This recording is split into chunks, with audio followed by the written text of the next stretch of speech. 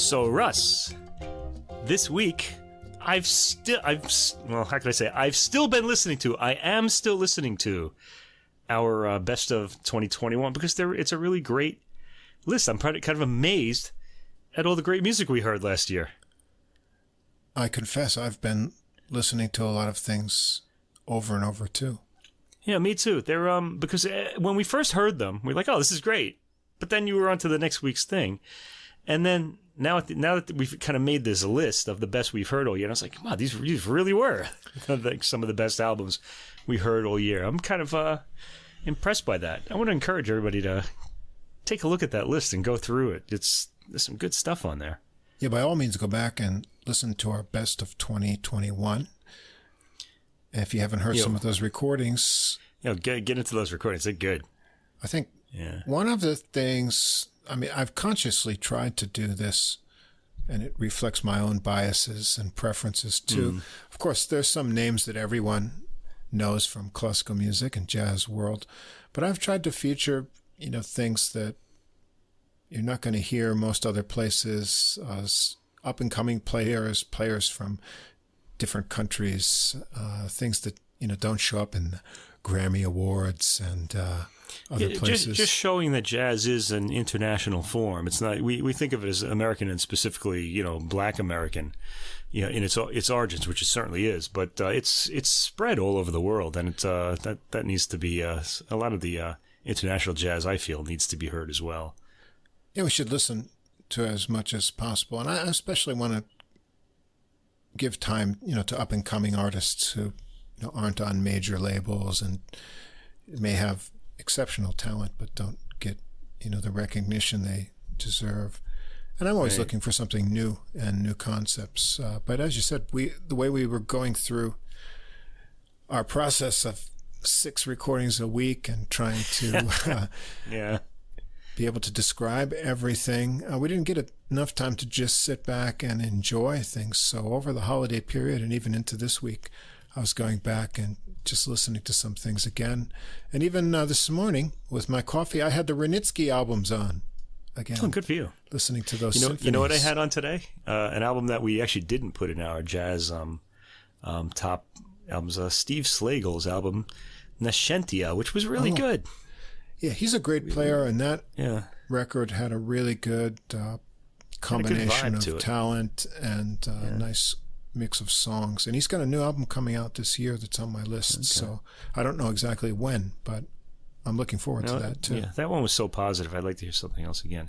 Speaking of programming for this, I actually got a comment from somebody who was looking at a person who's a classical music fan, and she was looking at the records we were not the artists, but the composers that we were covering. And she said, I didn't realize how little I knew about classical music. What she meant was that it's more than Mozart, Beethoven, Vivaldi, and Bach. We've covered a lot of composers that aren't really that well known. Well, that's down to your eclectic tastes and also yours too. Your Wranitzky being a good example. Yeah. Well, that one I found. That was yours, though, but nevertheless. I think you it's have true a lot to the of, podcast. Yeah, you have a lot of interest in 20th century and also, 21st century, what's going on now, composers. Well, I always want to know what's going on now. We've gotten, and other things, Vasks we had in and some other things that people might not have heard. And we had those new ones like Fagerlund and Tanguy. Yeah. They were fascinating. They were just new things.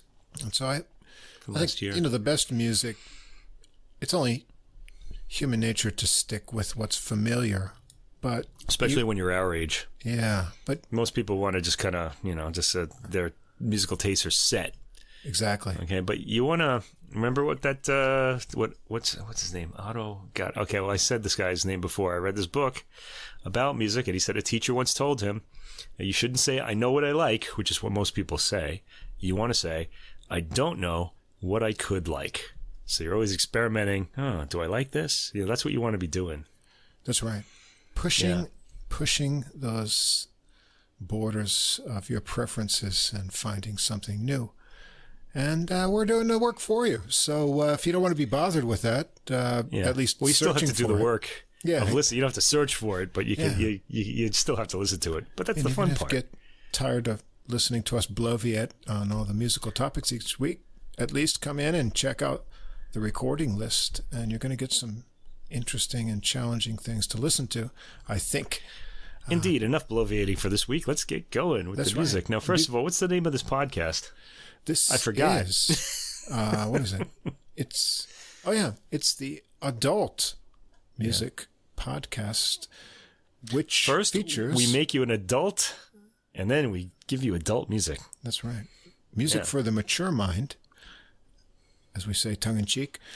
Or the maturing mind. Maturing mind, yes. Or the wannabe mature geriatric, mind. Not the geriatric mind, not yet. Well, and this is... we'll be doing that podcast soon. So we get a few hundred in before we hit the old folks home. And this is episode 45, rapidly approaching 50, which we'll have to do something special for. Up there. We'll be off, too. We'll be on vacation, which is good. Yeah. So we'll be on vacation right here in our houses, but we're not going anywhere. That's right. But... because the scary Omicron is out there. The world in the state that it's in. So. Yeah. But all the better for listening to music. So before we get on with the music in this episode, once again, listeners, please remember in the episode description, you'll find links to the Spotify and Apple Music resources for the music we're going to discuss tonight. And better yet, at the top of the description, there's a link to the full episode playlist. That's all the music in one place on Deezer, our preferred streaming platform, where you can also follow us at username Adult Music Podcast. Why we like Deezer is they have a nice interface and you can stream at CD quality. Of course, now Apple Music is lossless CD quality. It looks like Spotify has dropped the ball on their promise for that. I've been reading a bit about that. Yeah, but you can get all that at Deezer.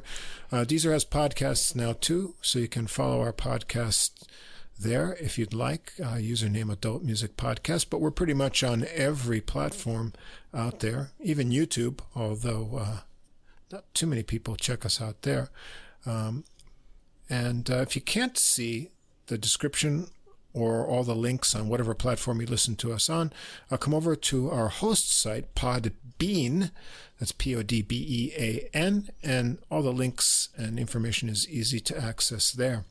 And if you enjoy the podcast, please do follow or subscribe on whatever app or platform you're listening to us on. That helps us get into the browsing categories. And if you take a moment to also give us a ranking or write a review, that helps us get noticed and our audience grows, which we appreciate. And if you have anything more detailed or personal, you want to contact us directly with any comments or questions, we'd love to hear from you. Write us an email at adultmusicpodcast, all one word, at gmail.com. Yeah. Ask us about lawn darts.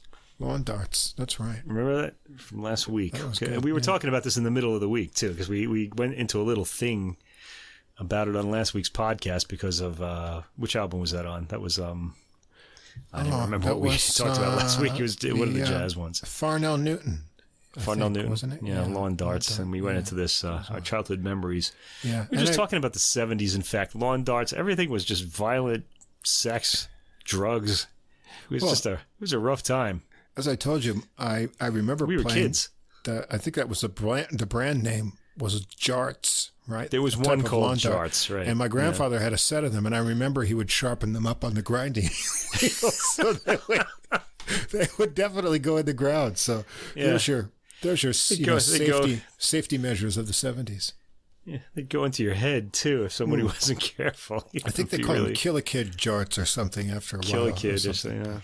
I think that we should. I guess we shouldn't joke because that actually happened. That's kind of the reason why they got why they changed to the plastic tips now, but the weighted plastic tips. But they used to be metal because people were insane in the 1970s. Well, yeah, we didn't worry about stuff like that. Yeah. So. Yeah. Remember Pop-Tarts? Yes, I do. Remember those? Pop-Tarts, yep. Pop-Tarts were this, you put them in the toaster oven. Yeah. And they'd come out and they'd look pretty harmless enough. It'd be like this crusty thing.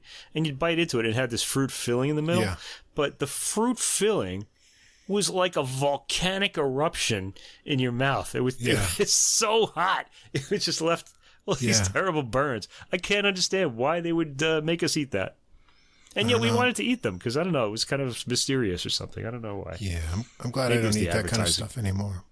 But it was a good memory, Pop-Tarts. I suppose. Geez, I don't know. Yeah, well, as we mentioned last week, it was survival of the fittest. That's right. And I guess that would be us because we're still alive. Yep. We survived the 70s. Some of those Pop-Tart eating kids we knew back then, they didn't make it. So they didn't make it. Yeah.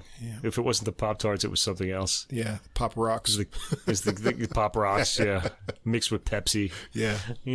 Whatever they did. Oh, boy.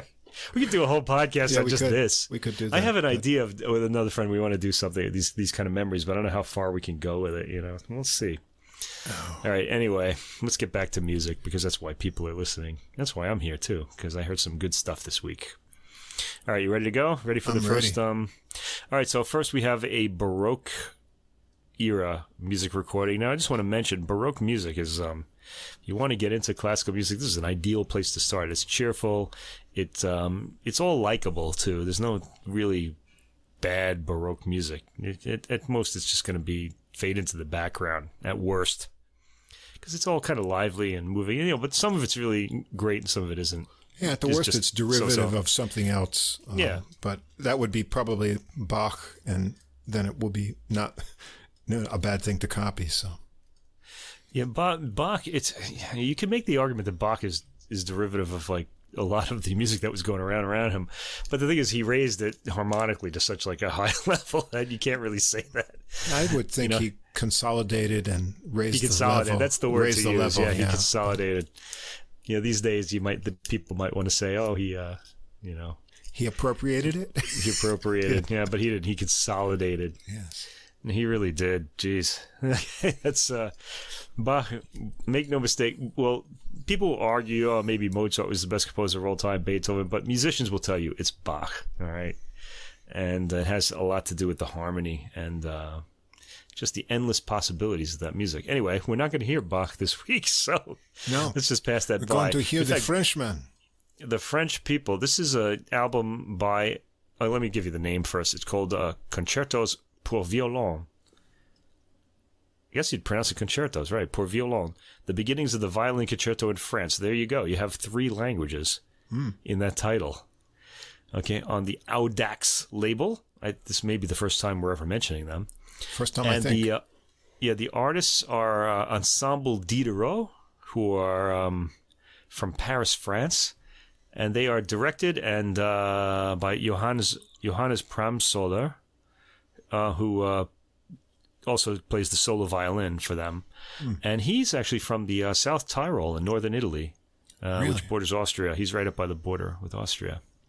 So we're kind of international ensemble here. Okay. Now, the idea behind this album is actually pretty interesting. Now, first of all, I want to mention Ensemble Diderot. They have a lot of fantastic records. They have all these albums called, for example, the Paris album, the London album, the Dresden album, etc. There are all these albums named after various European cities, and they're collections of Baroque music that was being written in those cities at those times, and they're just fascinating. I just love them. The ensemble makes a really great sound. They're recorded very, as on this album, very dryly. There's not much reverb on these recordings, and very close. But it's a nice sound that they make. It's very enjoyable. And I really like them, so I was interested to hear this album. All right, now the thrust of this recording is that at the time, the new virtuosic Italian style that Vivaldi and Corelli had started in Italy was spreading around Europe. It was very exciting new style of music. And they were starting to come into France, and the French didn't like it much. It figures, right? So, I don't know. Because they thought that if you think about the Four Seasons, everybody knows the Four Seasons by Vivaldi, right? It's all about the violin soloist, right? He's like playing all these flashy kind of lines, while the rest of the ensemble's playing sort of this accompaniment. And they're also making, in that particular one, they're making all these nature sounds and things like that. But they thought that the French thought that the soloist got an incredibly large amount of space to express himself in, and they didn't like that. They wanted everybody to have a space to express themselves in. And this kind of plays into the whole idea that I've mentioned on other podcasts where French music is mostly about the timbre, the color of the instruments. Even in the Baroque era, they were doing this. They just had a whole different approach. And that's a good thing because it distinguishes them from all the other countries in Europe. Italy had its own sound too. It was virtuosic, it was bright, it was springy, meaning like with the rhythm, okay? It was, and things like that. And so it was very different than the French style. And also, Italians were the innovators at the time. That eventually changed when they invented opera and had the perfect language for it and just didn't invent. Yeah. There's a great Robert Greenberg goes in one of his things goes into why is German music the one that drove music, in the 19th century into the 20th century, and he says it's because they don't have a musical language. German is very consonant heavy, so they're constantly setting a vocal line in German. They're constantly having to experiment to get all the juice out of the words, sort of, the juice is contained in the vowels. So they would always try to set them in different ways. Whereas, say, Italian, you have this perfect balance of vowel and consonant. It's a very musical language, even when it's spoken. So once they figured out how to set it, they just never changed it. It was just already good. Right. So they just kind of kept going with that and just came up with new kind of like ways of, projecting the singing and things like that. Anyway. Just thinking the way he taught that is really interesting. Anyway, this is interesting because it's French, but it has predominantly Italian influences in it. So yeah, exactly, because they thought writing the Italian way loses the elegance, the clarity, and the beautiful simplicity of the French style. All right, I get it. I don't. If you listen to like Couperin or these sorts of keyboard works, or the Forqueray that we heard with the trio with the viola da gamba, you get a feeling for that. The French weren't yet interested in the violin either. They preferred the lute and the harpsichord at the time. Again, color instruments. As a result, violin concertos did not flourish at court and church as they did in Italy. But they made their way into France via public concerts, such as the Concert Spirituel, which we actually talked about in another podcast. I can't remember which one it is, what album that was. I didn't write it down. It's too bad. Okay. Anyway, so French composers, there were French composers who wanted to write concertos, violin concertos, and they had to figure out a way to get the French public to like it. The first composer on this disc is really the first French composer to write an Italian-style concerto. It wasn't necessarily this one, but he introduced it in his publication of concertos. So this first one is Jacques Aubert, Concerto in D major, Opus 26, number 3, if you want to look that up. And this is for 4 violins, cello, double bass, and harpsichord. 4 violins.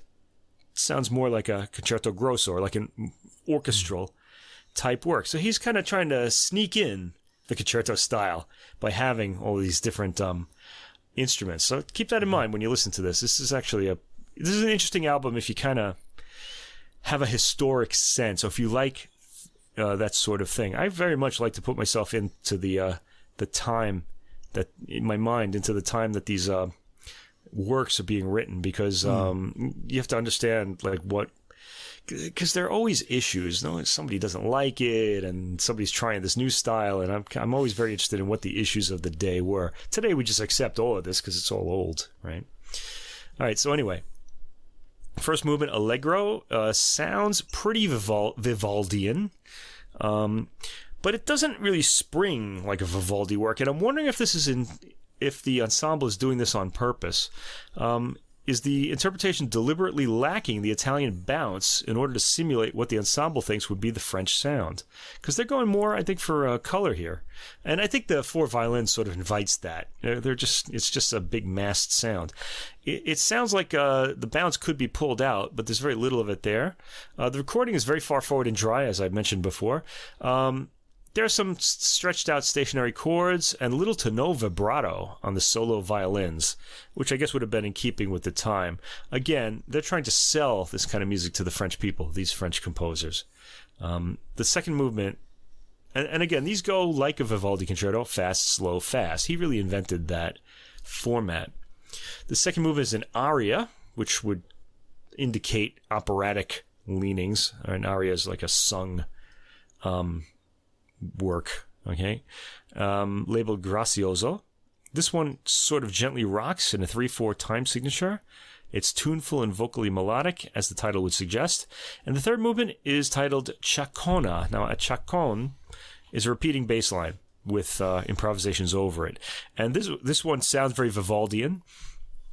There's some familiarly virtuosic figuration and a few slower melodic episodes.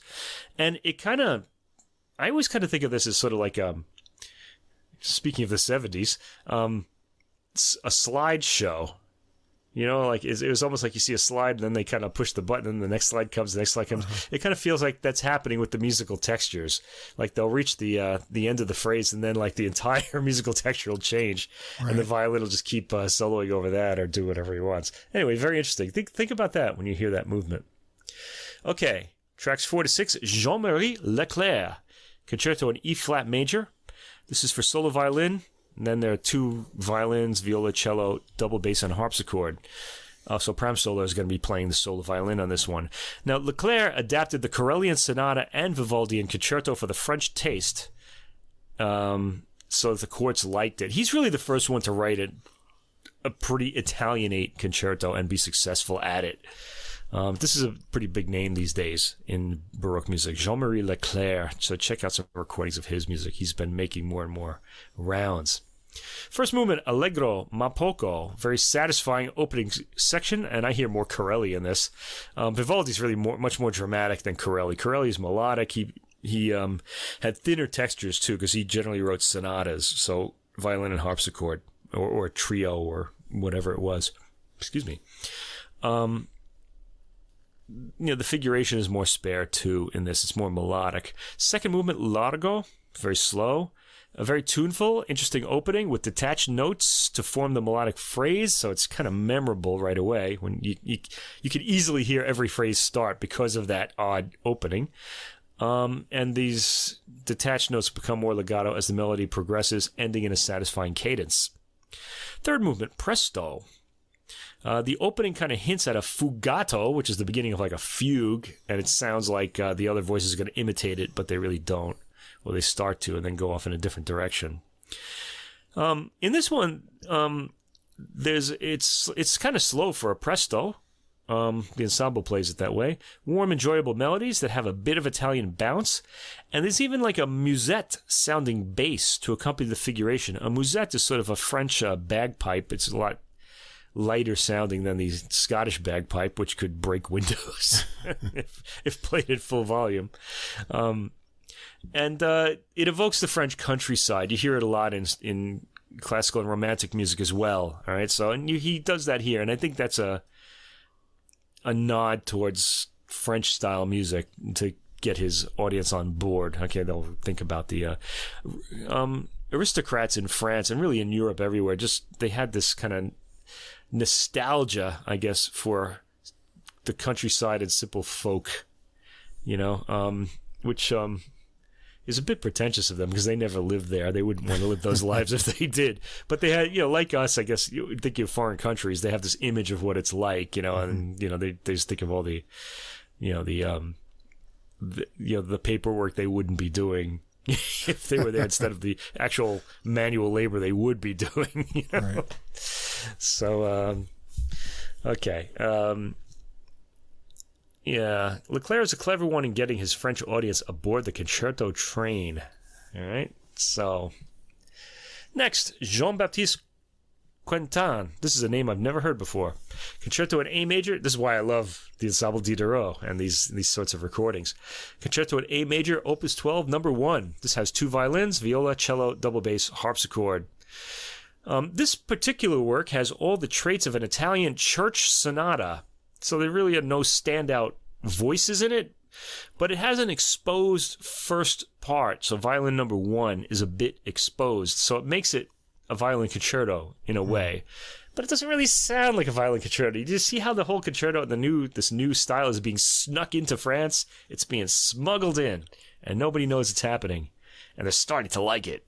Anyway, first movement, Largo, long opening, and without the first part playing at all. We don't hear that first violin. The 2 violins come in and play in harmony, and then suddenly, around the 1 minute 50-second mark, the texture quietens, and the violins are pushed up front, though not quite into the spotlight.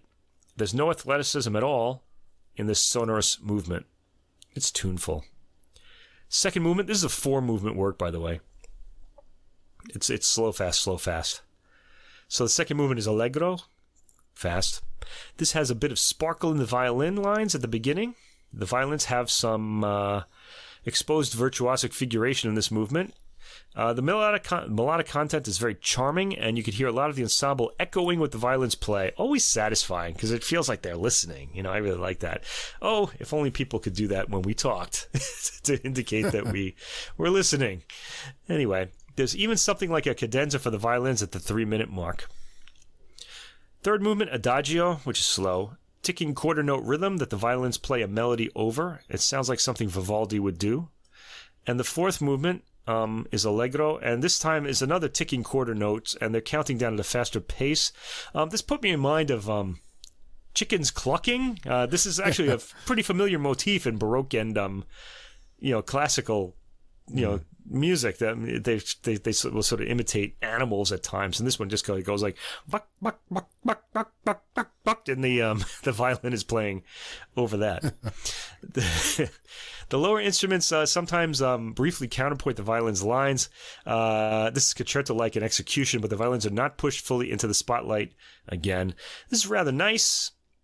Hearing the whole ensemble contributing, as was the French style. So he's definitely smuggling this new Italian style in via the French style.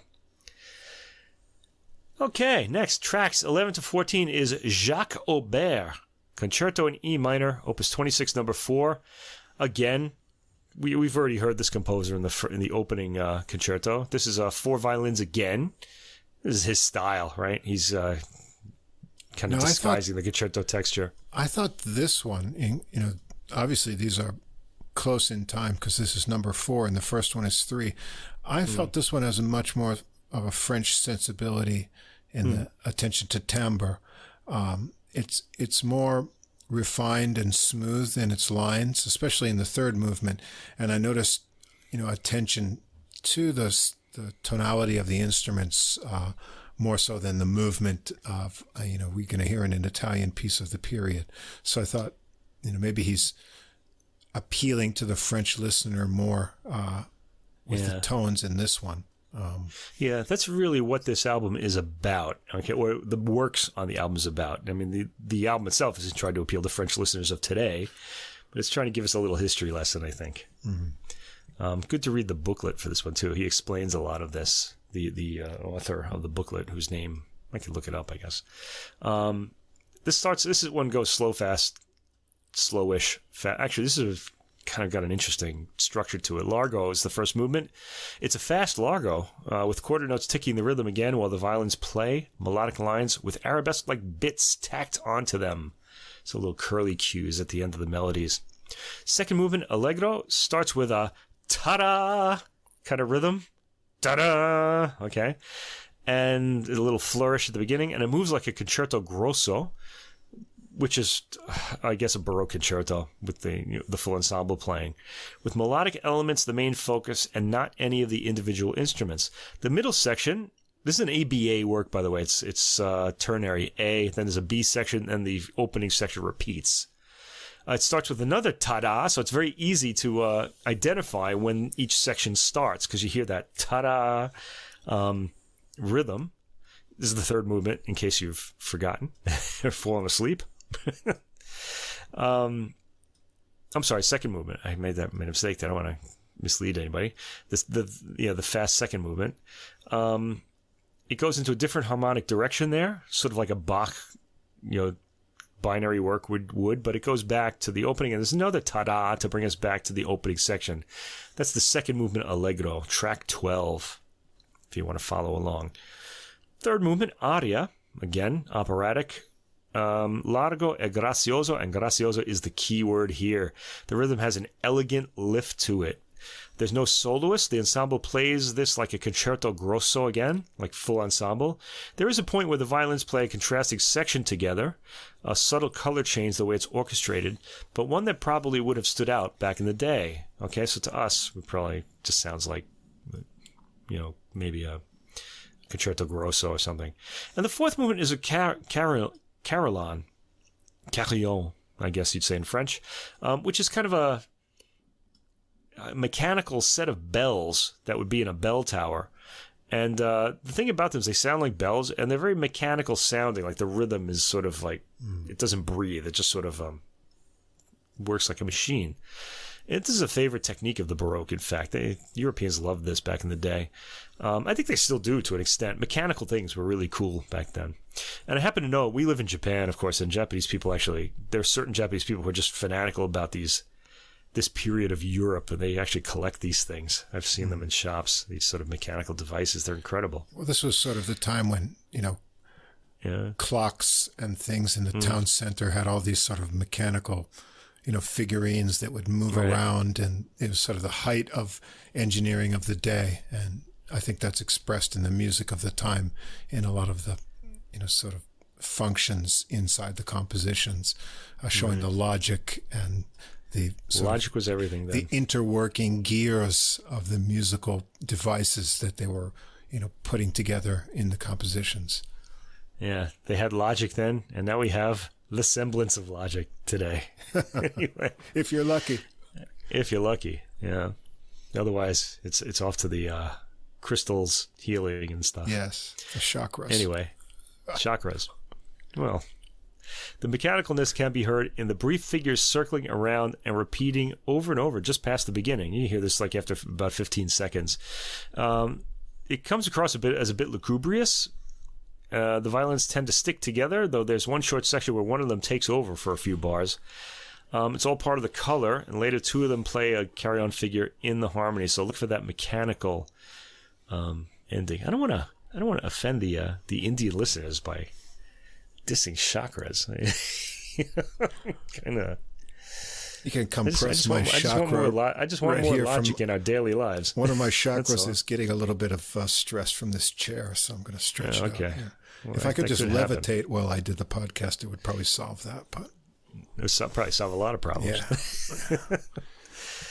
All right. Anyway, the next work on this is really the one that stood out for me, and it stood out also because of what I read about it. André Joseph Exaudé. That's kind of an interesting name. This is a little different, isn't it? Yeah. It was. It stood out, really. Concerto à 5 instruments, E-flat major, solo violin in this one, violin, 2 violins, viola, cello, double bass, harpsichord, plus a solo violin. Yeah, with the crazy cadenza. And there's a crazy cadenza, too.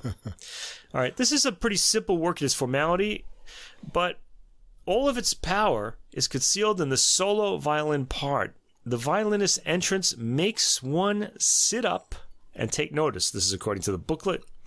And the written out cadenza on the relative minor of the dominant. The relative minor of the dominant. Wow. So let's see. This is E-flat major. That's going to be B-flat major would be the dominant, and G minor is going to be the relative minor. Wow. So you're hearing a G minor. It really contrasts. Cadenza, which is really weird. It's actually, it's almost like, it was edited and chopped in. That's how different. In the next piece, too. That's how standoutish the cadenzas are in these. It's really it's kind of like you're walking around a city block and suddenly you're in outer space. Yeah, it's really weird. Yeah. I actually like when that happens, this sort of thing in music and movies. It's interesting. Kind of it's just surprising because I don't really hear this kind of thing too much in Baroque music in general. So This one made me sit up and take notice. Yeah, it made us all sit up, and it will make you sit up too, depending on how jaded you are. The band's double stops on ninths and tenths too. Okay, also another odd sound. Ninths are they're a little dissonant. The violin soars above the rest of the ensemble in tessitura throughout the work. So when you hear the violin come in, it's bright and high. And this is the first time on this recording we're hearing something like that, and the only time, as it turns out. Okay, this is a 3-movement work. It starts andante, which is slow. And then the second movement is slow, and the third movement is fast. It starts like, which is unusual too. It starts like a traditional Baroque concerto grosso. We've mentioned this a lot. By the way, if you want a concerto grosso, listen to any of the Bach orchestral suites. That's a good example of what a concerto grosso sounds like. Or Handel wrote a lot of them too, so you can use that as an example. The violin comes in at a very high register, making it stand out absolutely from the rest of the ensemble. Any virtuosity is tamped down until after the 2-minute mark, when the violin really gets to shine in that high register with some complex, for the period, solo figuration, ending on a slowly taken cadence. This is a great movement. I'd say this is the best track on the entire album, this track 15. But again, I'm a big fan of listening to the entire concerto. Don't just stop after movement 1. You got to hear all 3 movements. It's good for your soul. I think it's good for your body too. It balances things. All right, the second, this is my chakra belief coming out. Okay, because I really think there's like some invisible thing that's going on here. You know. The largo, the violin in that high register, plays the melody by himself over a quarter-note ticking accompaniment. Again, the ticking, dun, dun, dun, dun. And the limelight is all the violins here. He's soaring again. The third movement, Allegro ma non presto, has a dance-like 3/4 quality to the ensemble. Sounds kind of like a rustic dance, a Baroque rustic dance, not like a 20th century Bartok rustic dance, which sounds really rustic. Okay, the violin solos in brief phrases that acknowledge the dance-like quality of the accompaniment. He sticks to that kind of dancey sort of rhythm in his playing. Okay, so he's outlining that quite a bit. This is a fairly long movement. It's 6 minutes, and indeed, it has a lot of solo ideas for the violin. The soloist gets another completely solo cadenza where he plays some difficult-sounding double stops and figuration. Impressive in its harshness on the double stops as well. And then finally we get to the end of the album, Michel Corrette, Concerto Comique, number 25. Number 25. He wrote a lot of these in G minor, subtitled Les Sauvages et la Fustenberg. All right, this is for 2 violins, flute, viola, cello, double bass, and harpsichord. So we're going to have a little different texture to this one. This was originally written as an entr'acte, or a kind of intermission, for the Comédie Française. Corrette arranged the 2 then very famous melodies for this, making them into virtuoso variation movements. The middle movement is the melody for another popular song of the time. It's not really a concerto, and well, let's get to that. The first movement is titled Les Sauvages, the Savages.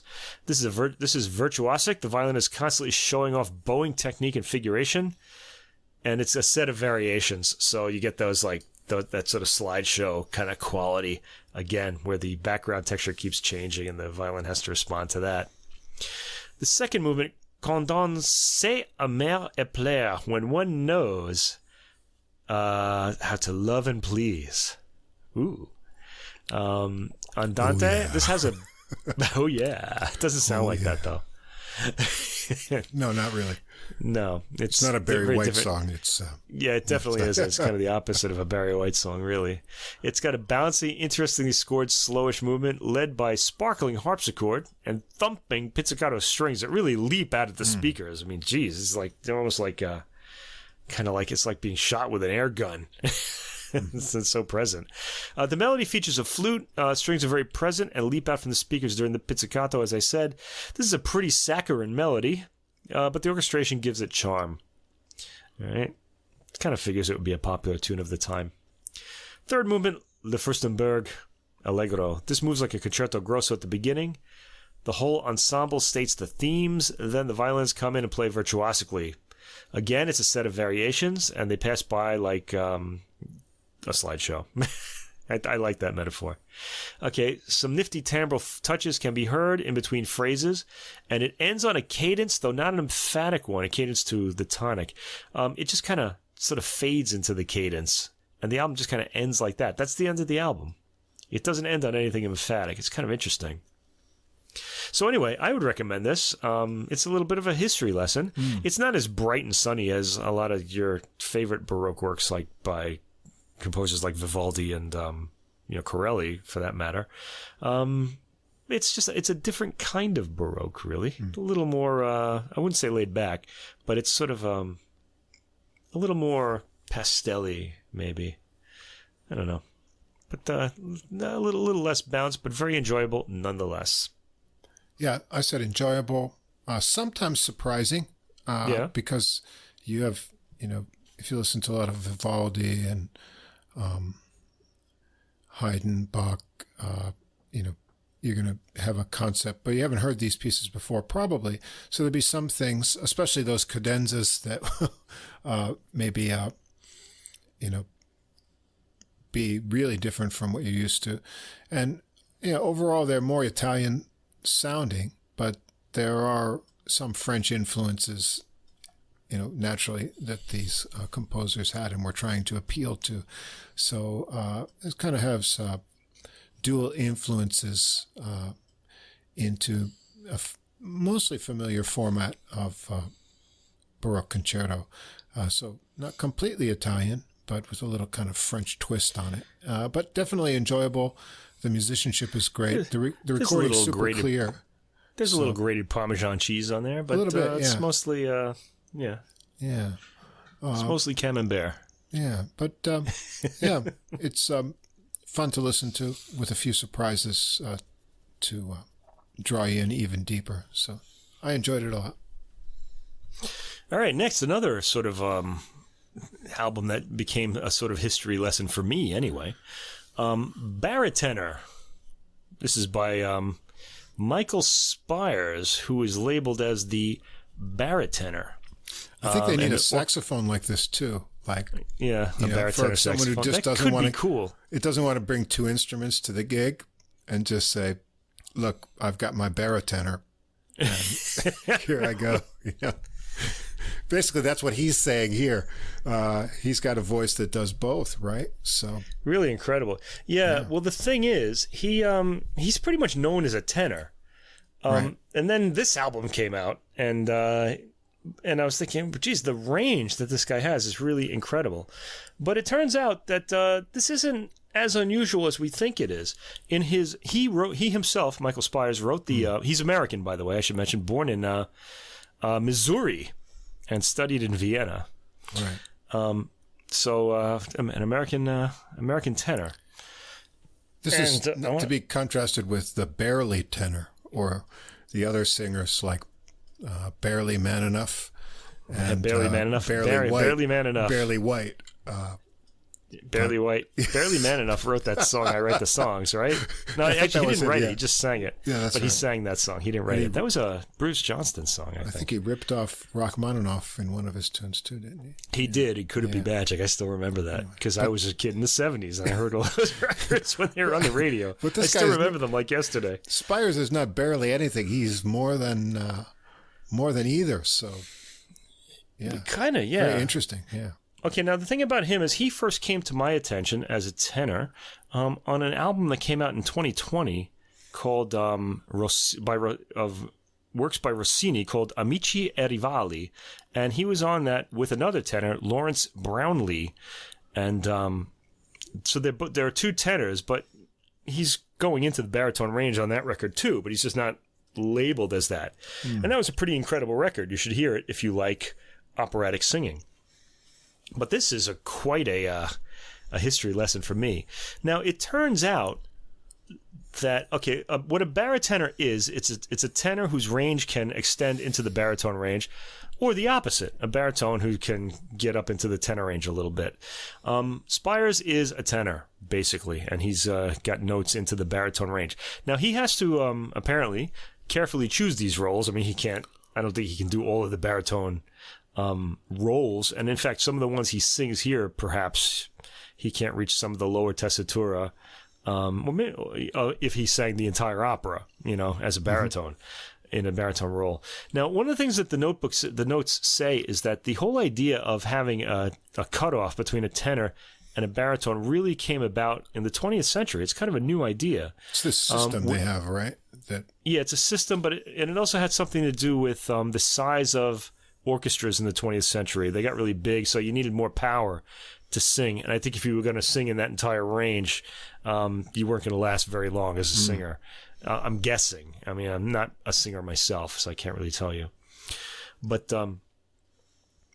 there were all sorts of roles like this, and as we're going to see, throughout the classical and Baroque eras. And then in the Romantic era, things started to change when composers like Wagner started making all these unprecedented demands on singers, and they had to really put out a lot of power. And I think about then they sort of decided, okay, this is going to be there's this type of voice and this type of voice, and we're going to write to that. But the composers would just write what they wanted to hear, and like the singers would have to figure out a way to do it, I guess, back in the day. All right. You just have to wear tighter pants or looser pants or something when you're singing them. Yeah. Okay, now this program is very interesting. It basically goes in... it's a recital, really, of what he can do. Yeah, but it starts in the past. Yeah, it is a recital of what he can do. And it's set up by contrast, tenor, baritone, tenor, that kind of thing. And it starts in the Baroque era and more or less goes in chronological order into the early 20th century. But it's not it's not exactly there. It backtracks once or twice. Anyway, let's go through this program. This is a well-organized program to show off the various facets of this voice. And it's a nice sounding voice, too. I really enjoyed listening to it. Really warm, clear. Enunciation is great. You can understand all the words. And just rich to the baritone range. And he's American. All this stuff. Amazing. Go figure. Okay. Yeah. And he's from Missouri, too. And he's from Missouri, too. Yeah. Amazing. Ain't much opera in Missouri. Maybe there is. I don't know. America always surprises me. I don't know. Anyway, first work is by Mozart from his opera Idomeneo of 1781. Act 2, Scene 3, number 12b, For del Mar. And this is sung by Idomeneo, a role for tenor. He sounds like a lyric tenor in this. There's a little darkness to the voice, so you can kind of tell there's something else there. It's always nice to have a tenor with a little darkness in the voice, so he can get kind of fierce if he has to.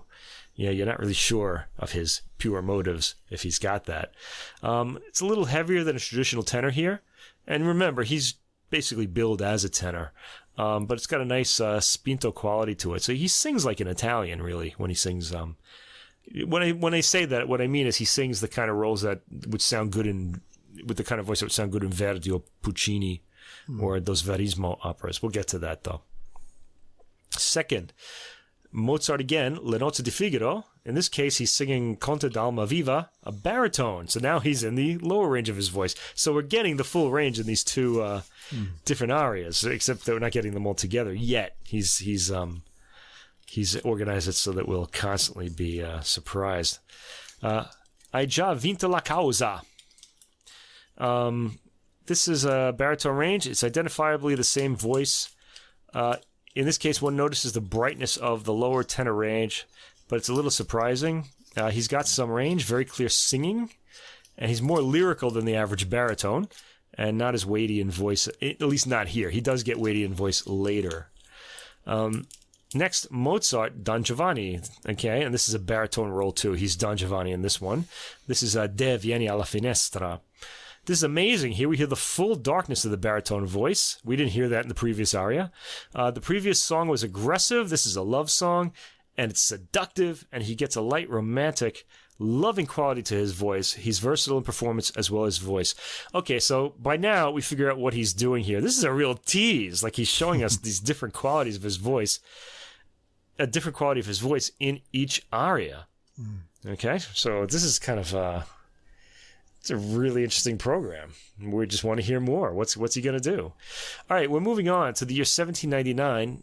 Etienne Nicolas Mehul's opera Ariodante. Act 3, Scene 1. Oh Dieu, écoute Écoutez ma prière. This is sung by Edgard, who is listed as a baritenor.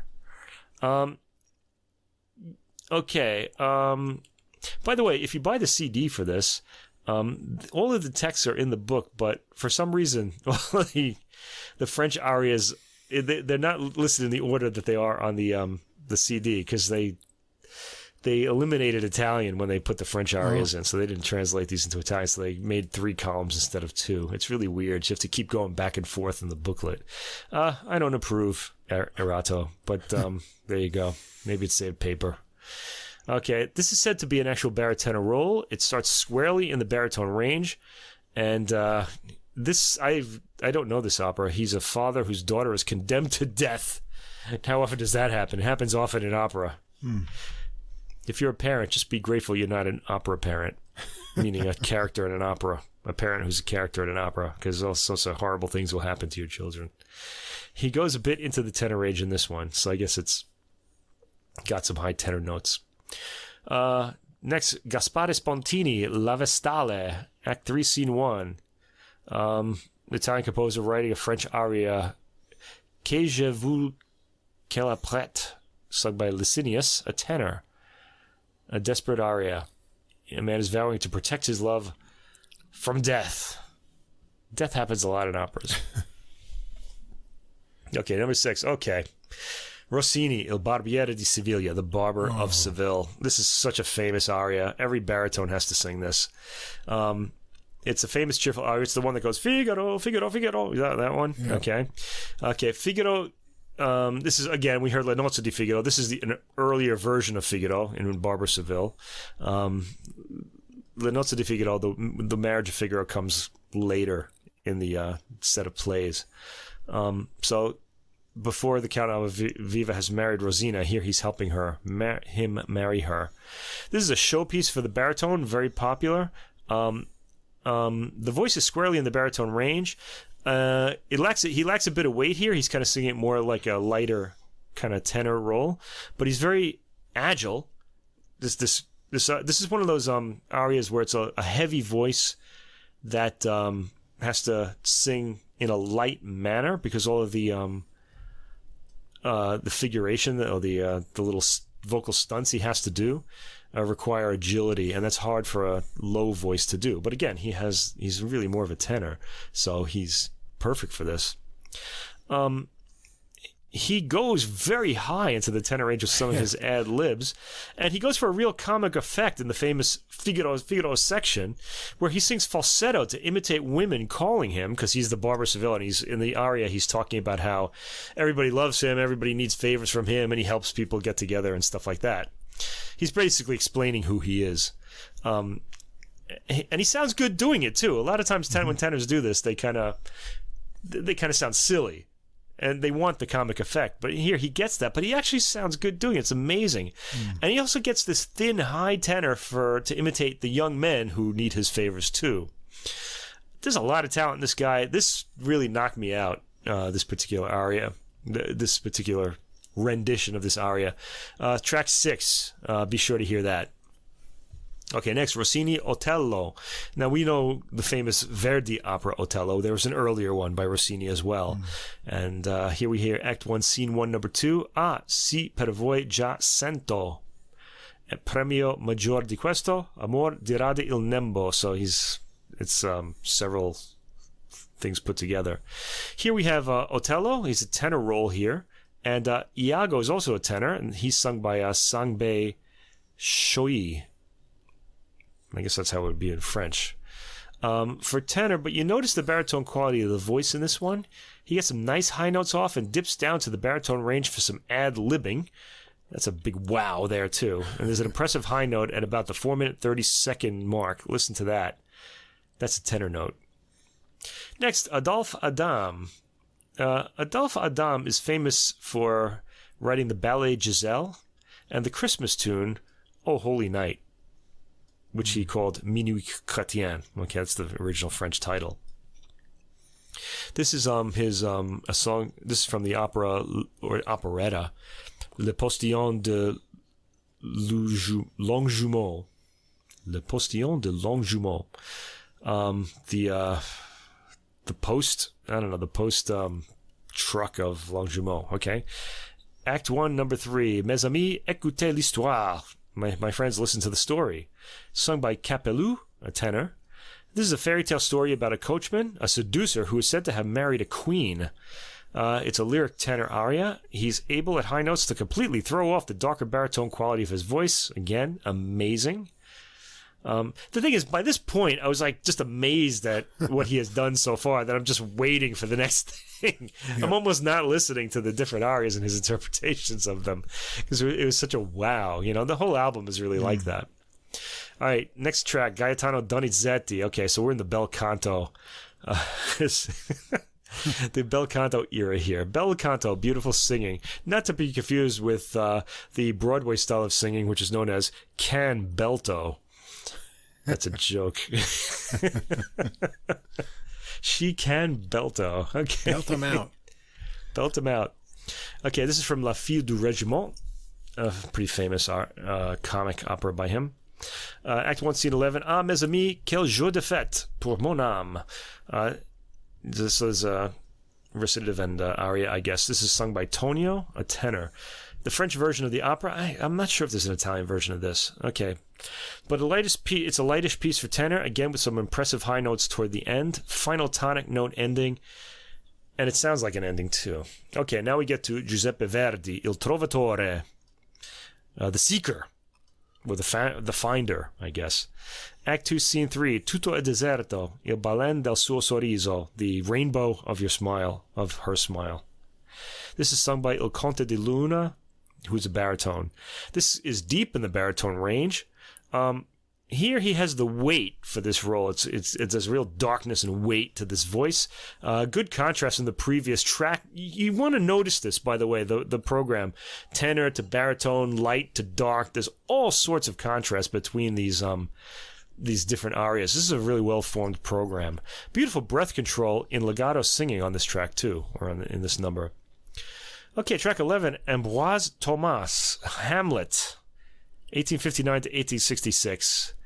And revised later. Act 2, Scene 7, C'est un croyant revoir, followed by Au vin, dissipe la tristesse. O wine, take away the sadness. Sung by Hamlet, a baritone. We have some other singers on this. Horatio is a bass, sung by Fabien Gachy, very satisfying, very low voice. He's a baritone, but he's singing a bass role. And Marcellus is a tenor, sung by Nicholas Kuhn. This is mostly in the baritone range. Appealing aria, rather unknown. This is a good opera, by the way. You might want to check it out. I saw a video of this. Ambroise Thomas. Next, Jacques Offenbach, a name we know. This is one of his most famous operas, Le Conte d'Hoffmann. Act 1, Tales of Hoffmann. Act 1, Scene 4, Va pour Kleinzach. Hoffmann is a tenor in this, and there's also Nathanael, tenor sung by Mario Montalbano. And there's a chorus as well. A lot of ack sounds in this one. Ack. It kind of put me in mind of that Billy Joel song. A Cadillac, ack. What's that? Moving Out, right? Yeah. One wonders if Billy knew this opera. I don't know. It's a tenor aria, and he has some high notes, but gets an appropriate darkness for this aria. Okay, next. Here he is, the big man himself, Richard Wagner, the one who really pushed voices to extremes. This is from Lohengrin. Act 3, Scene 3, Au bout de longtemps. This is the French version of this opera. There's a French and a German version. Lohengrin is a tenor, and we're in Helden tenor territory here, heroic tenor. This is a French version of the opera, some big ringing tones, and this one is Lohengrin sings about what it means to serve the Holy Grail, which is what this opera is about. It's kind of an Arthurian legend. Next, one of my favorite operas, Ruggero Leoncavallo, Pagliacci. This is the prologue, the very beginning. Si può, signore, signori, sung by Tonio, the clown. He's a baritone. This is Verismo opera, rich baritone tone, and real drama here as Tonio narrates. Oh, by the way, in this opera, it ends with Tonio killing his wife and her lover on stage while they're doing a commedia dell'arte performance. And the last words of the opera are, he says to the audience, "La commedia," after he kills them all, "La commedia è finita." And it means the comedy is over. I'm looking for an opportunity in my life to say that and walk out of the room. It won't be because I murder somebody. Hopefully without homicide. No homicide will be involved. Homicide, but maybe I'll quit my job or something when this podcast gets huge. I'll just go in there and say, "La commedia è finita," and just get out. That's not in this aria, though. Okay, next, Franz Lehár and his most famous operetta, Die lustige Witwe, which is the Merry Widow. Act 1, number 4, O Vaterland, du machst bei Tag. And I can't even see this. Da geh ich zu Maxim. I'm going to Maxim's. This is sung by Danilo, who's a tenor or lyric baritone. Perfect for Michael Spyres. Here he's very much a tenor. This is really the first time we're hearing him sing in German, too. It's a thinner tone than the previous baritone track. What we're hearing in this program is his chameleonic ability to completely change voice the way actors change personality. And so by now we've kind of figured that out. This is a light piece, and he sings in German here. Okay. Next, Ravel, Maurice Ravel, Le Espagnol. This is one of only 2 operas that Ravel wrote, and they're both very short, only an hour long. Scene 10, Voilà ce que j'appelle une femme charmante, sung by Ramiro, a baritone. This is quiet and rather brief. It's touching. It's more of a meditation. Next, a rather surprise track, something from Carl Orff's Carmen Burana, 1935. Du Nux et Omnia. It's an odd choice. It's in Latin. And this allows Spyres to go high in the tenor range with tender, quiet, plaintive notes. It also goes low into the baritone range. This has like an extraordinary range. And then last, we have an aria by Erich Wolfgang Korngold. This is in German as well. Glück, das mir verbleib. And this is better known as Marietta's Lied. It's from the opera Die Tote Stadt from 1920, which, by the way, there's a fantastic Blu-ray performance of this on Blu-ray out. Just look for something, Die Tote Stadt, released last year, if you're interested in this. It's a beautiful opera. It's normally a duet for soprano and tenor, and as a concert aria, a soprano sings both parts. But I guess a tenor can too. Well, he does anyway here. This is a duet in German. He starts it in the tenor voice. It's a beautiful aria with very romantic lyrics, the characters thinking back to love in their youth.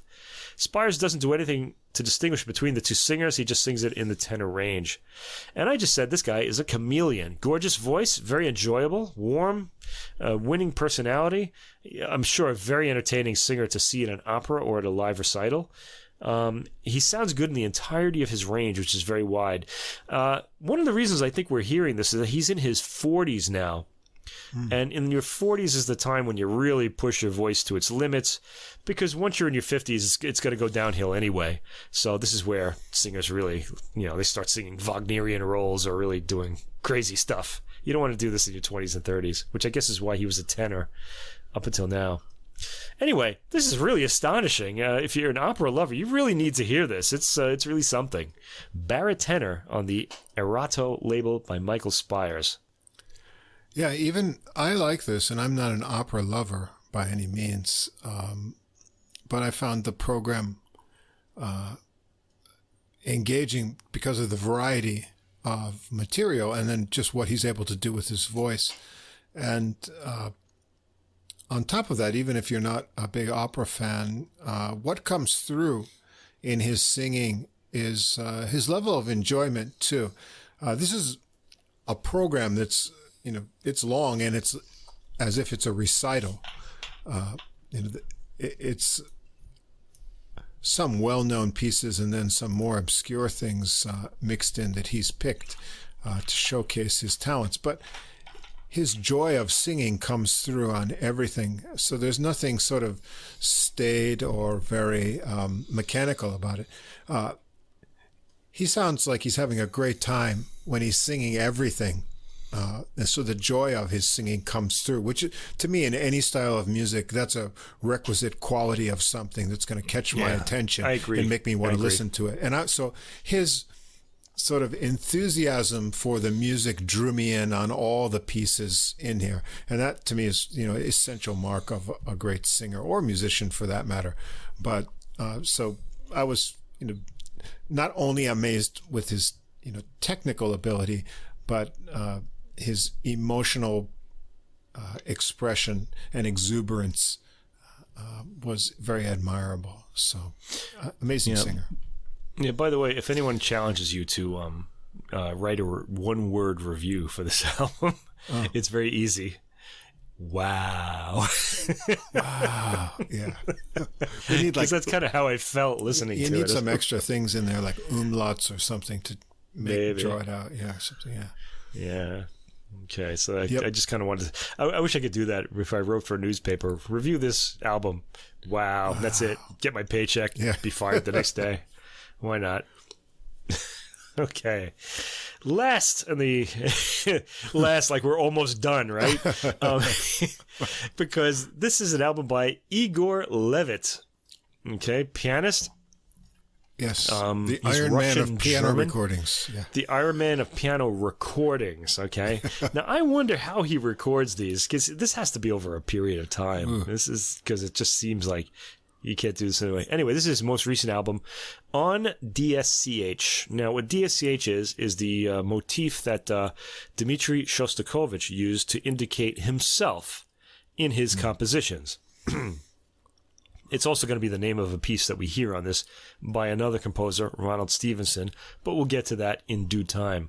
All right, now, I'm not going to go... This is like every Igor Levit recording.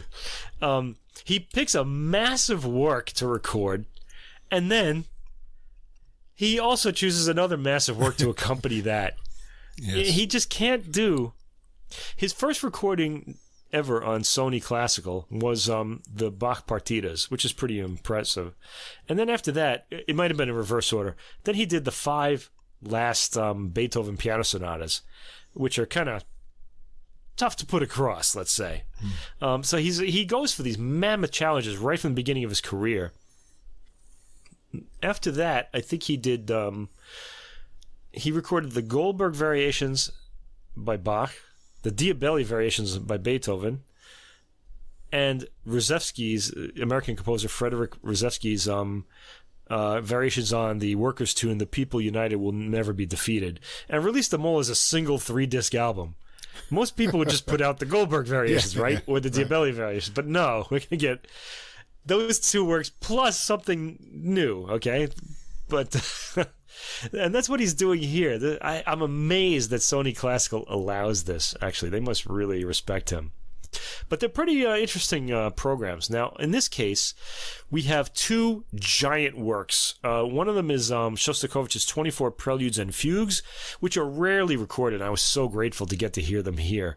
And the other work is a work called On DSCH, which is by the Scottish 20th century composer Ronald Stevenson.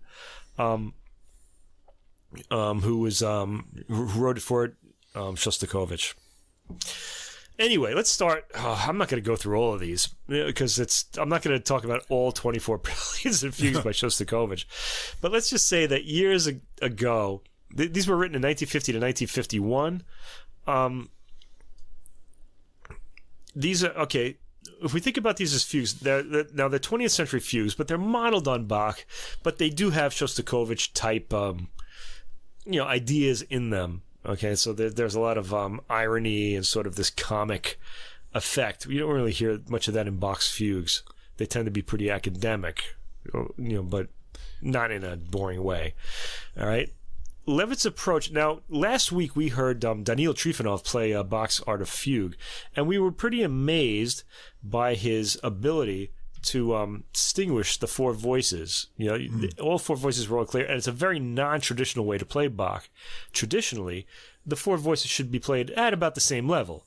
Mm-hmm. Okay, you're not really supposed to pull them out because you're generally playing them on a harpsichord, where you can't do that. Levit, interestingly enough, in a recording where he really could have used the Trifonov approach because it's a modern work or a 20th century work, goes for the Bach style. All the voices are equally played. I mean, you could distinguish them, But he goes for like a more uniform sort of texture, which I thought was interesting. He uses pedal, which is, of course, no problem in a 20th century work like this. The lines are all distinguishable as they're written to be. And these are a little different than Bach's works because they go through all the keys in fifths and the relative minors, not chromatically as Bach's go. Bach starts C and then C sharp, D sharp, like C, A minor, D, C sharp, like that. These go by the circle of fifths. C is first and then A minor, then G major, E minor, etc. until we get back to the end. I heard these works long ago on a Melodia recording from Russia, and it was a bad recording but a good performance, as was often the case with those old Melodia recordings. And I really liked these. I found them very calming, and I bet they were calming for Shostakovich himself to write, because he was having a lot of trouble in the Soviet Union at the time. He had been called out for some what the Soviet Union saw as subversive works, and I guess he went into himself and wrote these, and he played them himself. They weren't well received, but then he got a famous Russian pianist to play them, and they were better received then. And they've gone on. They're really fantastic works. I really love them. What I think with these, they're really fun to listen to because these are like bite-sized compositions, and there's a lot of variety in them. More than in Bach, I should mention. Yeah, that's why I think you can play these fairly straight without focusing on individual voices because of the variety that Shostakovich has worked into them. They're all very, very different. And what I found, I mentioned to you, actually, listeners, if you go to the Wikipedia article about these, Wikipedia can be hit and miss as a music reference, but for this particular work, there's a very nice summary for each set of prelude and fugue in each key, which sort of outline what the techniques of composition and give you a little bit of insight into what Shostakovich was doing. Well, technically they explain it, but then maybe some insight into why he was doing a certain approach for each one, which I found is a nice little kind of like, short note reference to keep you focused on what you're hearing. For example, in the D flat major one, there's kind of a opening theme, and it sounds a bit like "We Wish You a Merry Christmas." Right. You'd hear that, and interestingly enough, the date of the composition is December 20th, so it could be. He may very well have been thinking that. Plus, "We Wish You a Merry Christmas" is a British tune, so he would have kind of had to have gotten that on a trip to England at some point or something. Well, I'm sure he was aware of the tune, and then. See, the thing is, I don't really know what people knew in the Soviet Union, although he did get to leave, so he got to meet composers. But then that's in the prelude, but in the fugue is completely different. It's chromatic and atonal, and I think, at least the Wikipedia has a reference to Stevenson, who were here later, but said that this may have been Shostakovich's sardonic commentary on serial music, because he makes sure to work through all of the semitones in that work as a technique there. So he ends tonally though in that. Right. So, but it's not really a solid kind of ending. Yeah, at the very end there's a sort of tonic dominant harmony that you hear, but although you're not really sure because you've gone on this little journey, but that's how they are. They're these little, bite-sized little worlds of their own, and so that makes it really interesting.